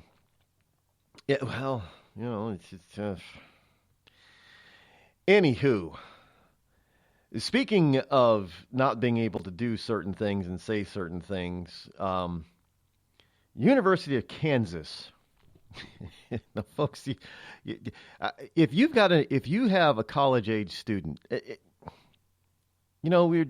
last caller CS was just talking about how expensive NYU has gotten going to college, and I was telling you about the kid Hayden in Arkansas buying a newspaper, went to college for 1 year and said that's enough of that garbage, and bought a newspaper instead. Well, why are we sending our kids to these so-called institutes of higher learning? So they can learn stuff like this. University of Kansas. This is from the Christian Science Monitor. They're giving out gender identity buttons. Now, I kid you not. I know some people are thinking this has got to be fake news. This has got to be something from The Onion, right? Well, no, this is a Christian Science Monitor. The Christian Science Monitor is not known for spread, not like NBC and some of those other, New York Times is known of being caught spreading fake news. A Christian Science Monitor is pretty straightforward. They don't do fake news stuff. And I checked, and this is actually happening. The University of Kansas is handing out gender identity buttons. Some students and employees at the University of Kansas have begun wearing these buttons featuring their preferred gender pronouns as part of a campaign by the university's library system. The library. What is a library supposed to be? A repository of knowledge, not dispensing liberal gobbledygook. Well, here are some of the buttons. You can identify yourself with the pronouns that are he, him, or his, she, her, and hers. Or you can have the button that's, each one of them is different. Obviously, supposedly a man is supposed to wear he, him, or his. A woman should wear she, her, or hers. Unless, of course, you don't believe you're one of those, then, of course, you can utilize the pronouns of they, them, and theirs. What kind of BS is that? You're a he or you're a she. Or in some cases, you're a he, she, or a she, he. But you're still a he or a she. There's also a story here, where is it here in the paper pile? About Obamacare. This ties in with a story from Obamacare, now that I think about it. Where is that story here? Hold on 1 second as I... Here it is. See, I already have this stuff, folks. I mean, my exhaustive daily show prep is just amazing. How I can back this stuff up. Here, from Hot Air. Hot Air has picked up a BuzzFeed story about Obamacare, about a judge striking down a part of Obamacare's regulatoriness. There was an interesting ripple in the Obamacare story over the weekend, which you haven't heard from the lamestream media. Coming as most of the country was more tuned into closing out of the old year than any political story, so says Hot Air. But a federal judge in Texas has issued an injunction which prevents certain provisions of the Affordable Care Act from taking effect. Describing how the U.S. District Court Judge Reed O'Connor halted enforcement of Section 1557 of the Act, which forbids discrimination on the basis of gender identity and termination of pregnancy. Now, you would think, well, that maybe that's not such a bad thing, but here's the deal. The basis of this part of the regulation stipulated that a doctor or any medical or healthcare professional could not discriminate against anyone based on that patient's potential patient's gender identity. So in other words, if you were a female, but you were a lesbian and thought that you should be treated as a male, you could tell your doctor, treat me as a man. The doctor would have to treat you as a man, which in certain cases is physiologically impossible. You don't have certain things in you to be a man if you're a woman, and vice versa. Your DNA isn't structured that way. And because medicine is getting to be so DNA specific, you can end up killing somebody. Do you understand that? You have embedded in regulation in Obamacare that was basically telling a doctor, if a patient comes through that door and that patient is a woman, is a female, DNA female, has all the female chromosomes, not a single male chromosome, she's a female. Doesn't matter how she views herself, but she says, I'm a guy, you got to treat me that way. The doctor treats her that way. She dies because of the wrong type of treatment, because that's not what her body can handle. Then the doctor's going to get sued. But if the doctor says, no, I can't do that, I got to treat you as a woman, then the patient's going to sue him. Either way, he's going to lose. Do people understand that? It's just the most ridiculous thing I've ever heard. I didn't even know that this was in there. You should have expected it. But it takes a sensible judge in Texas to say, wait a minute, no, we can't do this. This is not going to make it. So on one end, you've got the University of Kentucky that's passing out buttons so you can better understand how somebody wants to be pronounced, whether he, she, or them, they. I'll be damned if I'm. How do you do that?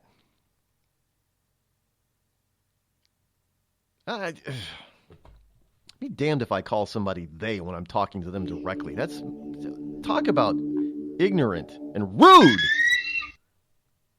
Tired of paying outrageous prices for Viagra? Well, we have great news for you. Now you can finally get Viagra at huge discounts. Healthy Man allows you to save up to $500 on Viagra. Why pay U.S. pharmacy prices of $15 per pill or more when you can get Viagra for less than $3 a pill? Call today and get 40 Viagra pills for only $99. This can cost as much as $600 at your local pharmacy. You can't afford not to call us. If you want Viagra at the lowest prices, never pay $15 a pill pharmacy prices again. Get Viagra for less than $3 a pill. Call 800-595-2614 today and save up to $500 and get 40 pills for just $99. Healthy Man is fast, easy, and affordable. Operators are waiting at 595-2614 to take your call now. Call 800-595-2614. That's 800-595-2614. Again, 800-595-2614.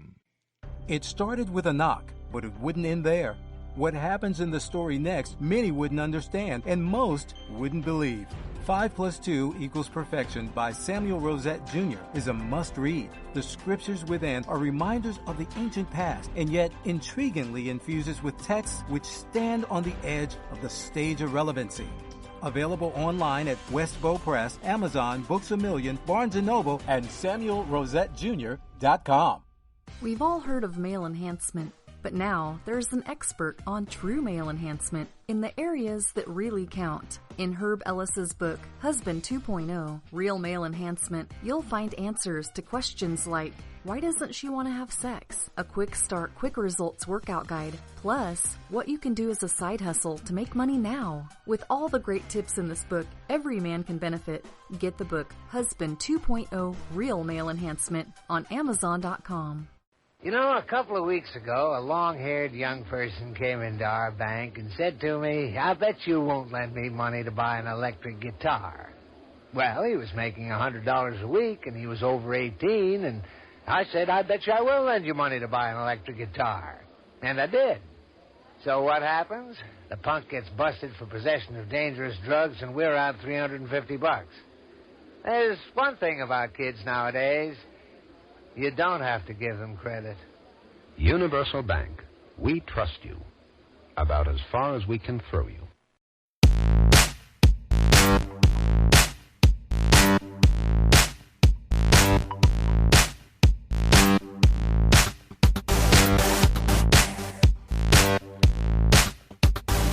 Whatever happened to just good old-fashioned, plain, normal wisdom?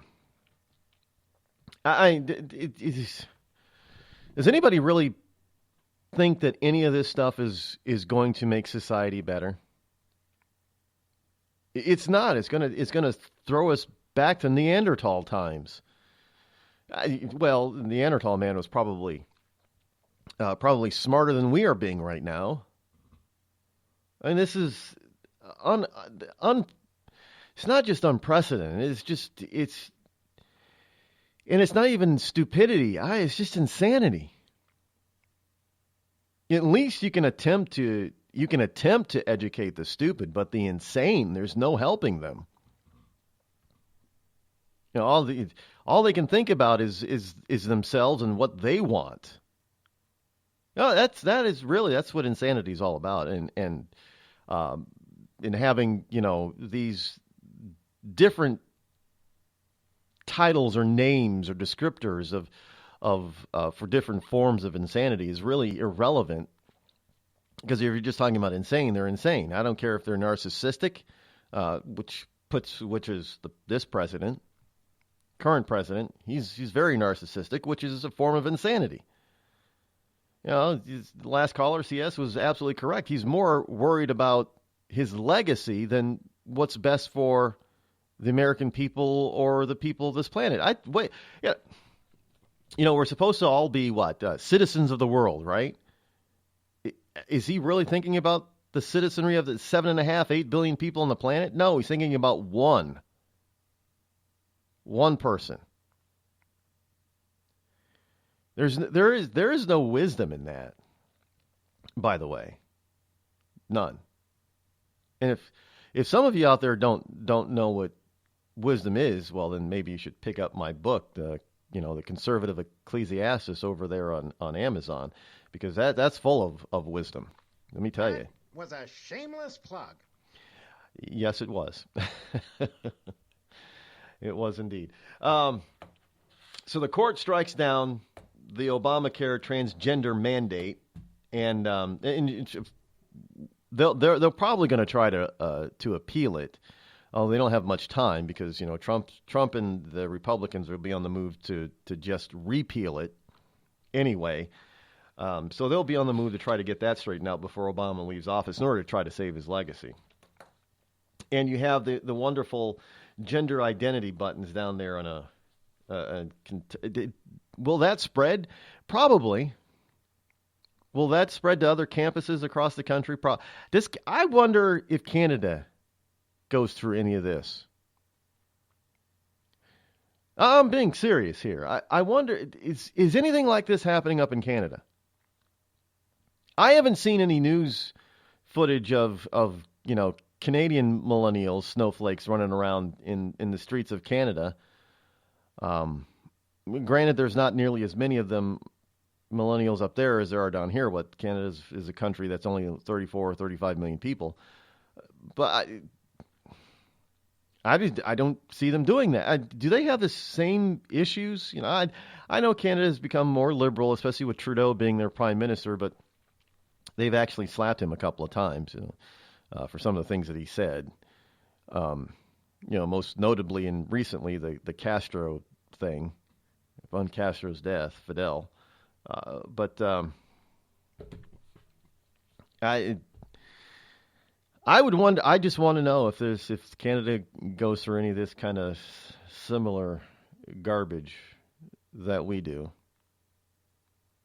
Because, and if that's it, well, they might if we can actually export all these idiots that kept saying that if we elected Donald Trump that they were moving. Not a single. Has anybody noticed or noted any celebrity that has threatened to move if Trump was elected? Has anybody seen any one of them move yet? I don't know. Maybe they're still in denial. Maybe they're waiting until January 20th when you know, Trump takes the oath of office. Maybe that'll be the day that they begin to move. But I haven't seen anybody move yet. I'm still waiting. Still waiting. Well, you know, it is what it is, I suppose, folks. I don't know. I try my best to try to fully understand this. Fully understand. Look, I understand liberals. I really do. And I try to fully understand them. And, you know, at some point, in my old age, I'm probably, because I do this on a daily basis, I'm going to probably end up with some form of brain damage. But look, hey, I am saving you from that plight because I do all of I risk my own brain to help. See, I'm not thinking of myself. I think of all my fellow conservatives and liberty lovers all across the planet when I'm the one that goes out there every day and tries to fully understand the liberals so they don't have to try to do that and risk brain damage. I guess God has just given me a stronger brain than most people. So, but I am pretty sure that at some point towards the end of my life on this planet, I'm going to be diagnosed with brain damage, and I'm probably just going to go absolutely, totally berserk.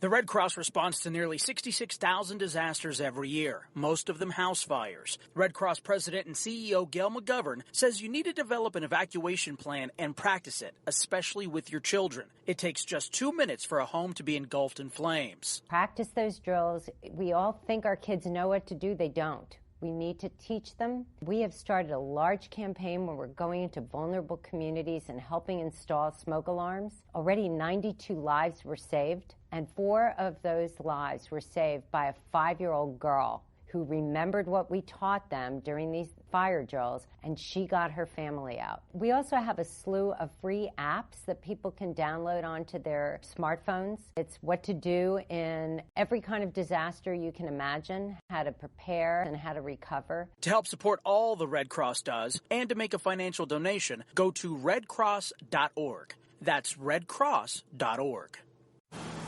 I'm just so happy my father had a chance to see his kids before he passed. I just want to say thank you. When her father fell ill, the American Red Cross was able to help get Veronica's brother home from the Navy to speak to his father one last time.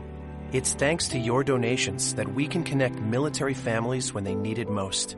Please donate today at redcross.org.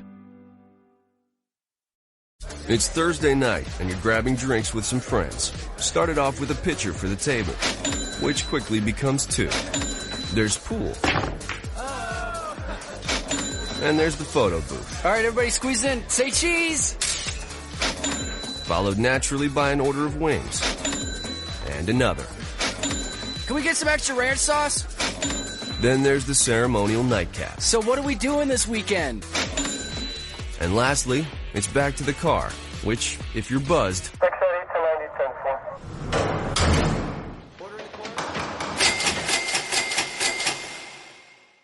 could be the most expensive night of your life.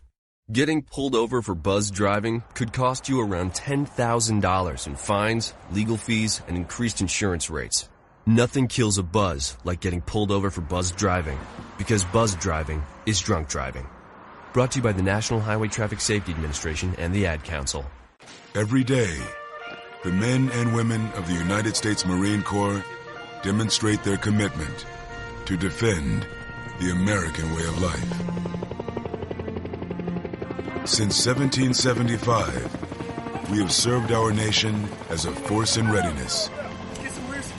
From combat operations to humanitarian assistance in every corner of the world.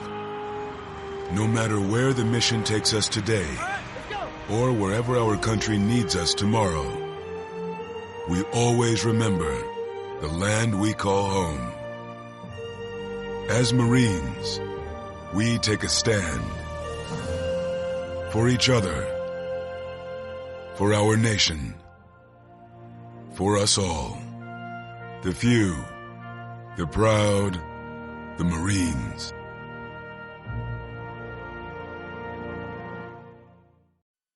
I considered suicide so I wouldn't put my family through all the pain. Many of our warriors are returning home from the battlefield, only to face a new war as they struggle with devastating injuries. At Wounded Warrior Project, we understand. We're there to help. Even though you think you're broken, you're not. It's the physical and the emotional healing that Wounded Warrior Project provides. With a gift of just $19 a month, you can join Wounded Warrior Project. You'll help provide critically needed programs and services that rebuild lives. Beautiful. There you go, buddy. The ongoing needs of our wounded and their families will continue for many years to come. Now is the time to show your support. Call now or go online with your gift of just $19 a month, and we'll send you this Wounded Warrior Project blanket. It made me feel that there's people out there that care about us. After this event, we can finally maybe start to heal as a family and move forward. We need your help. The families are hurting. For many of our wounded heroes, the greatest casualty is being forgotten. That's why your gift of just $19 a month is so important. Please, call or go online right now. Bring the rain.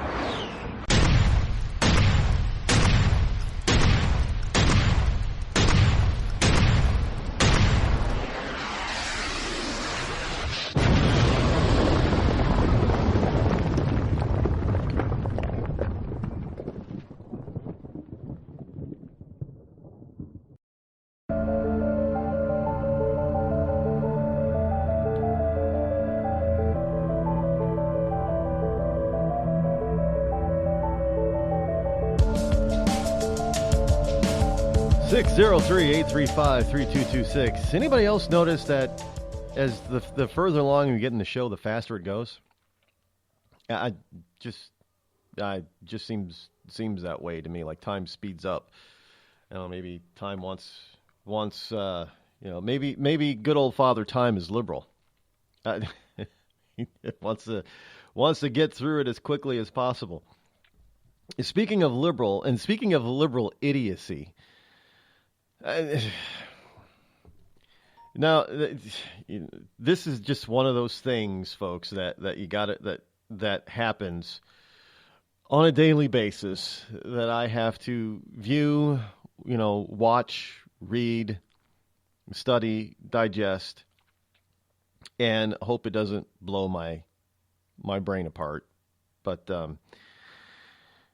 there is this piece in the Times Free Press by E.J. Dione Jr., D-I-O-N-N-E, Dione Jr., from the Washington Post Writers Group. That should tell you right then and there that it's going to be a bunch of BS full of factual errors. But here's the piece says, protecting democracy should be priority in 2017. Now, first of all, Mr. Dione, well, his name is E.J. Dione Jr. Jr. usually denotes a male, right? So I don't know. Maybe I shouldn't assume anymore. We got all these buttons running around for he, she, and they. Maybe he's a he, she, or she, he. I don't know. But I'm just going to assume by his name that he's a he. Not a she, and I'm definitely not going to say a they, or he very well could be an it. How come there's no buttons out there that for a pronoun is it? Well, that would probably be an insult to Cousin It from the Addams Family. Just saying. Anyway, protecting democracy should be priority in 2017. That's the title of his piece. Protecting... You didn't care about protecting democracy over the past eight years. And by the way, before we even get into this, understand the United States is not a democracy. I know that comes as a shock to a lot of snowflakes and liberals out there, but we're not. Democracy, basically, that's what ancient Greek city-states were. They were a governance by mob rule. We don't have that. We are a constitutional republic. There is a difference. Sure, you can say it's a form of democracy, but it is not democracy because we do, vote for certain things and certain people, but we vote for representatives. It is very rare that we actually vote on actual policy of any kind. Doesn't happen. I know some states have these petition drives, like California has a petition type of thing, as well as Massachusetts and a few other states. Many states do not. But there is no petition types of system on the federal level. We vote for a bunch of representatives. We're a constitutional republic, not a democracy. Which is also why we do not directly elect our president, because we are a representative or a republic. Everybody's supposed to have an equal opportunity, as equal as possible, of being represented, which is why we have an electoral college. This is not a democracy. I don't know why we got to keep saying this, but here's the gist of it. The most important political task of 2017, according to E.J. Dionne Jr., transcends the normal run of issues and controversies. Our greatest obligation will be to defend democracy itself, along with Republican norms for governing and the openness that free societies require. Let me ask you something. Is using your pen and your cell phone to issue executive order after executive order that really affects the American people, is that protecting democracy? Nobody told him to do that. He's doing it on his own. It's not going through the regular channels of Congress, is it? No. Now, I'm not talking about, the monument thing, but basically what the president just did was stole land from some states. But regardless of that, I'm not talking about that. How about all those czars? Somebody brought it up in the chat room this morning about this. Everybody has forgotten about the freaking czars. They're still out there, and they're out there creating regulation that then goes into all these wonderful departments, government departments, the alphabet departments, like the EPA and the FCC and the FTC and Homeland Security, which is a DHS and TSA. All that kind of stuff all that regulation garbage that is getting dumped on us, which is not democratic at all, is being thought up and pushed through by a bunch of czars that are still functioning. That's the first thing Donald Trump should do when he gets in one of the first things he should do. He's got a lot of firing to do. But the people that should be fired, and maybe he should issue an executive order that you can't create a czar position without being approved by the Congress or something first. I mean, this is ridiculous. He goes on to say this is not an alarmist. No. Yeah, that's all you people know how to do is when you don't get your way is to sound the alarm. We didn't get our way. No, the world's going to end because we didn't get our way. And what they don't tell you is that because they didn't get their way and the world's going to end, they're the ones that are going to end the world because they didn't get their way. Nobody else.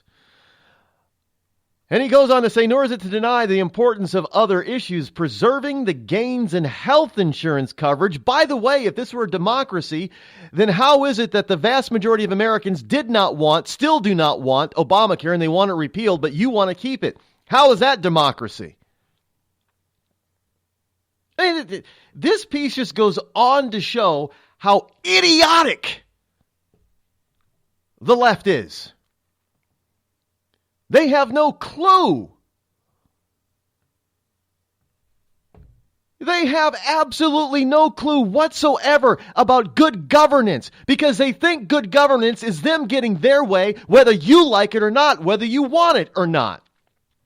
And then if you don't want it, they're going to stand up and shout, well, what about democracy? We got to preserve democracy. When the reality is that if everything that they put forth to a vote actually went to a vote, 90% of it would be resoundingly defeated. How many times do I have to tell you people that all across this country, Democrats have lost their races? The Democrat Party is so small, is so out of power, that you could probably say it's not even a viable major party anymore. And this jackass is going to try to preach to the rest of us now that they didn't get their way and get Hillary installed is that somehow Donald Trump being elected is a threat to democracy when we're not a democracy to begin with. And they have not even been following democratic principles for the last 8 freaking years. This has been nothing but a dictatorship. You do what we say, or you're going to get fined or go to jail, or you're somehow going to lose your job or be labeled this or labeled that. You're a freaking racist if you don't agree with us. You got to be out of your freaking mind. They don't care about democracy. This jackass doesn't care either, and he just shows it in his stupid piece. All you got to do is just wait for a liberal to open their mouth or put pen to paper, and they'll show just how much of a big idiot they are. This guy is idiot number one right now. Democracy, my ass. Unbelievable. Hey, you get people like Michael Moore. Did anybody see Michael Moore lately? I don't. The man, his resting face, he just looks like he's pissed off. He doesn't look like a happy man. By the way, you want to know one of the biggest hypocrites out there is Michael Moore. How did Michael Moore make his vast wealth? The man is ridiculously wealthy right now. How did he get that way? He got that way by producing fake news documentaries, fake-umentaries, if you want to call them. And he started out by hitting on Mr. Smith, the former CEO of General Motors.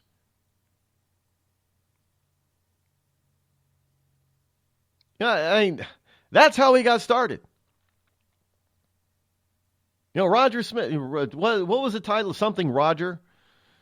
I don't remember.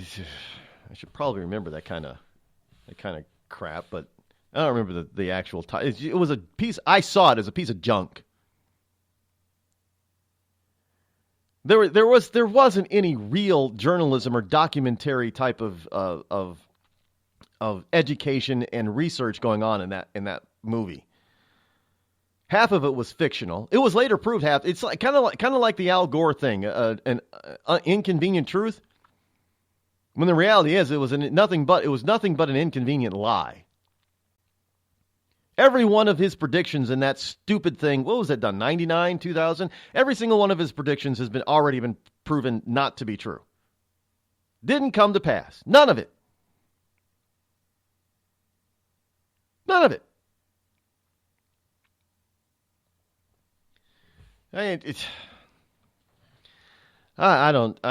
These people just really, sometimes they get my goat, folks. They really. By the way, does anybody know where that saying comes from? I don't know. I never looked it up. I don't know. Not that it's important. But you want to tell me that you're out there trying to save a democracy of a nation that isn't a democracy. And by the very definition of democracy, you haven't been practicing that at all, at least the past 8 years. The left has not been practicing democracy over the past. If anybody has tried to destroy democracy, it has been people like Mr. Dione and the left. Because no matter what the people said that they want, even when they went to the polls and voted, they didn't care. When we voted them out in 2010, the Democrats didn't care. When they didn't regain any seats in 2012, Democrats didn't care. When they got booted out again in 2014, they didn't care. When they got shellacked again in 2016, they don't care. Except that they didn't get the president that they wanted. Notice how none of them, here's an observation, folks. Notice how they're all upset that Hillary didn't get the White House. Not that most of the other Democrats that ran also lost and didn't win. That's not on their radar. For some reason, they thought that the Holy Grail was the presidency. That tells you a lot, does it not? Because they fully believe and expected Hillary Clinton to be an executive order icon worse than Barack Obama, which she probably would have been. They weren't out to preserve democracy. They were out to destroy it. Don't doubt me on that. They were out to destroy democracy, not preserve it. And when they didn't get their way, they acted like a bunch of impetulant little children throwing a temper tantrum and start coming out with all of this bullshit about preserving democracy because Trump is going to destroy it somehow, when that's what they were trying to do all along. Their own actions. What's that saying? Your actions speak so loudly I cannot hear what you say. Their actions have proven it. They don't give a damn about democracy. They don't give a damn about what the American people in general feel, think, or want, or believe. It's only they who are smart enough to understand and know how to govern the rest of us. And they'll be damned if they let us govern ourselves.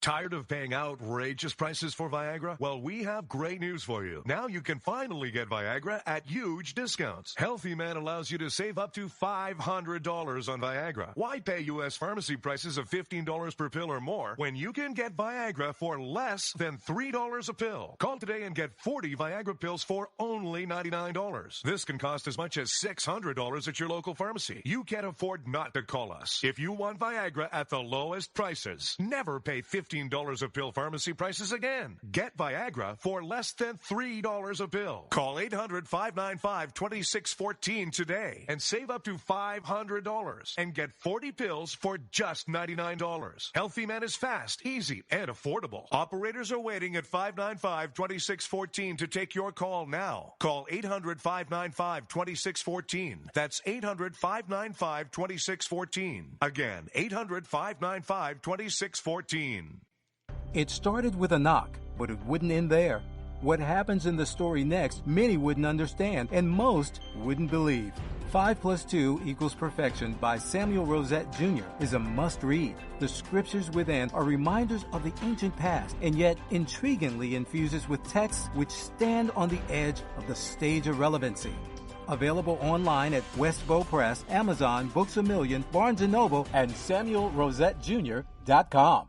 We've all heard of male enhancement, but now there's an expert on true male enhancement in the areas that really count. In Herb Ellis's book, Husband 2.0, Real Male Enhancement, you'll find answers to questions like, why doesn't she want to have sex? A quick start, quick results workout guide. Plus, what you can do as a side hustle to make money now. With all the great tips in this book, every man can benefit. Get the book, Husband 2.0, Real Male Enhancement, on Amazon.com. You know, a couple of weeks ago, a long-haired young person came into our bank and said to me, I bet you won't lend me money to buy an electric guitar. Well, he was making $100 a week, and he was over 18, and I said, I bet you I will lend you money to buy an electric guitar. And I did. So what happens? The punk gets busted for possession of dangerous drugs, and we're out $350. There's one thing about kids nowadays. You don't have to give them credit. Universal Bank. We trust you. About as far as we can throw you.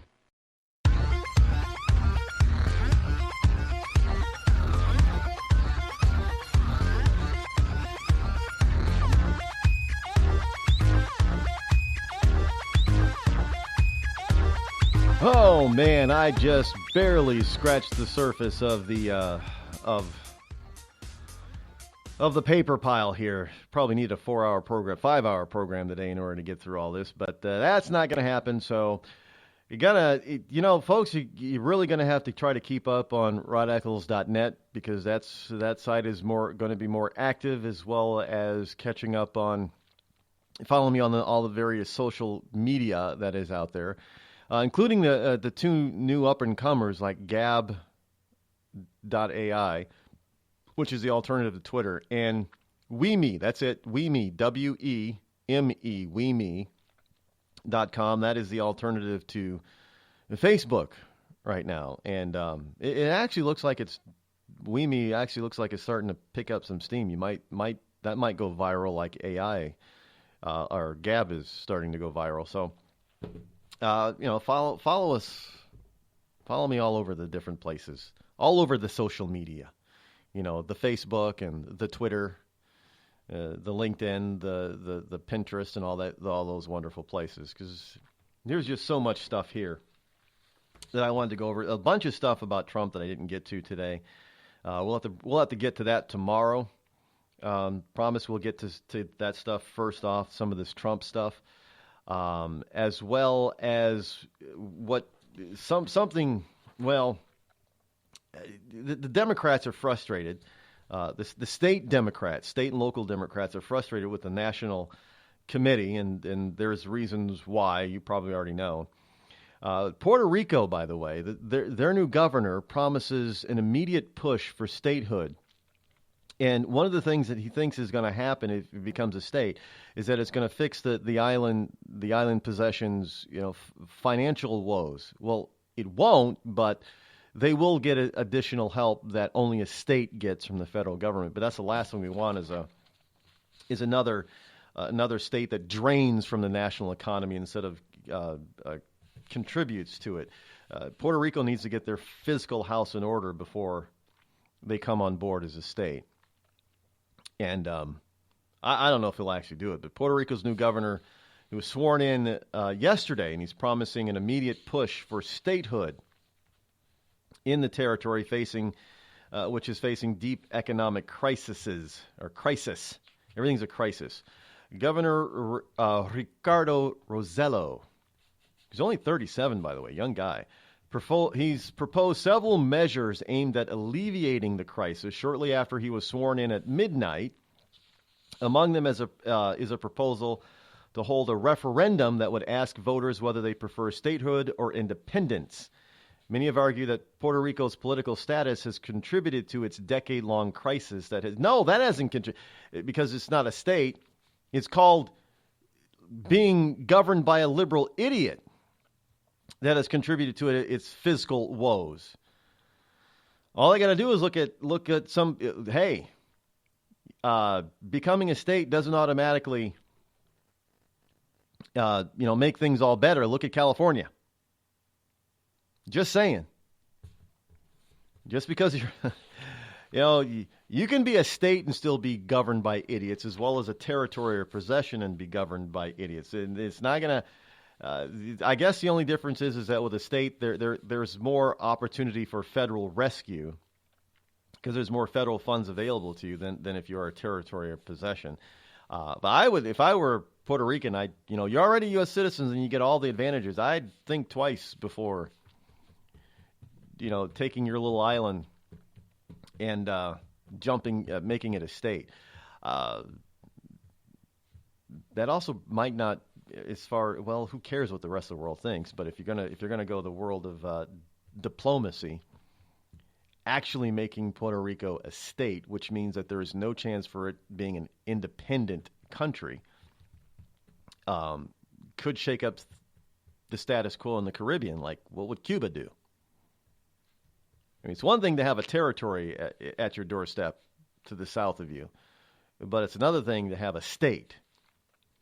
So now you have the United States, who's 90 miles away from Puerto Rico's not even 60 miles away from Cuba, right? I don't know how far it is, but it's closer than Florida. Closer to Cuba than Florida is to Cuba. So that could change things a little bit for Cuba. I don't know, folks. It just whatever floats these people's boats, I guess, right? In any case, well, we are at about that time where it's about time to end the program for the day. But don't forget, we'll be back here tomorrow, and we'll do it all over again. We'll get to some more stuff. Who knows, maybe I'll have another epic rant. Speaking of rants, you should probably check out the epic rant of all epic rants over on rodeccles.net called Battleship. It's a classic. If you haven't heard it, man, you should hear it.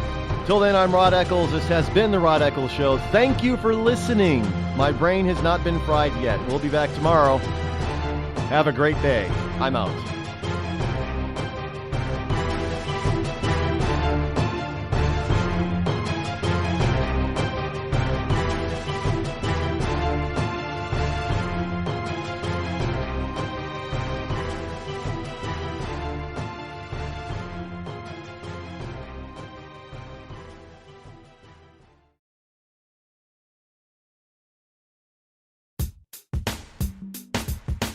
Damn, it feels good to be a Clinton. Damn, it feels good to be a Clinton. A shameless politician always plays her cards right. Got a crew for the fight on the airwaves. Lapdogs in the press keep their mouths tight. Cause a Clinton never needs to explain what, why it is what they done or with who. A real Clinton knows that they're entitled, and you don't get to know what they do. What difference does it make? For a Clinton, what's loaded in some fat Apple file? A Clinton plays the victim for promotion. A Clinton kills it off with a smile. Damn, it feels good to be a Clinton. A server full of secrets ain't no thing. Damn, it feels good to be a Clinton. Nothing ever hits with the sting.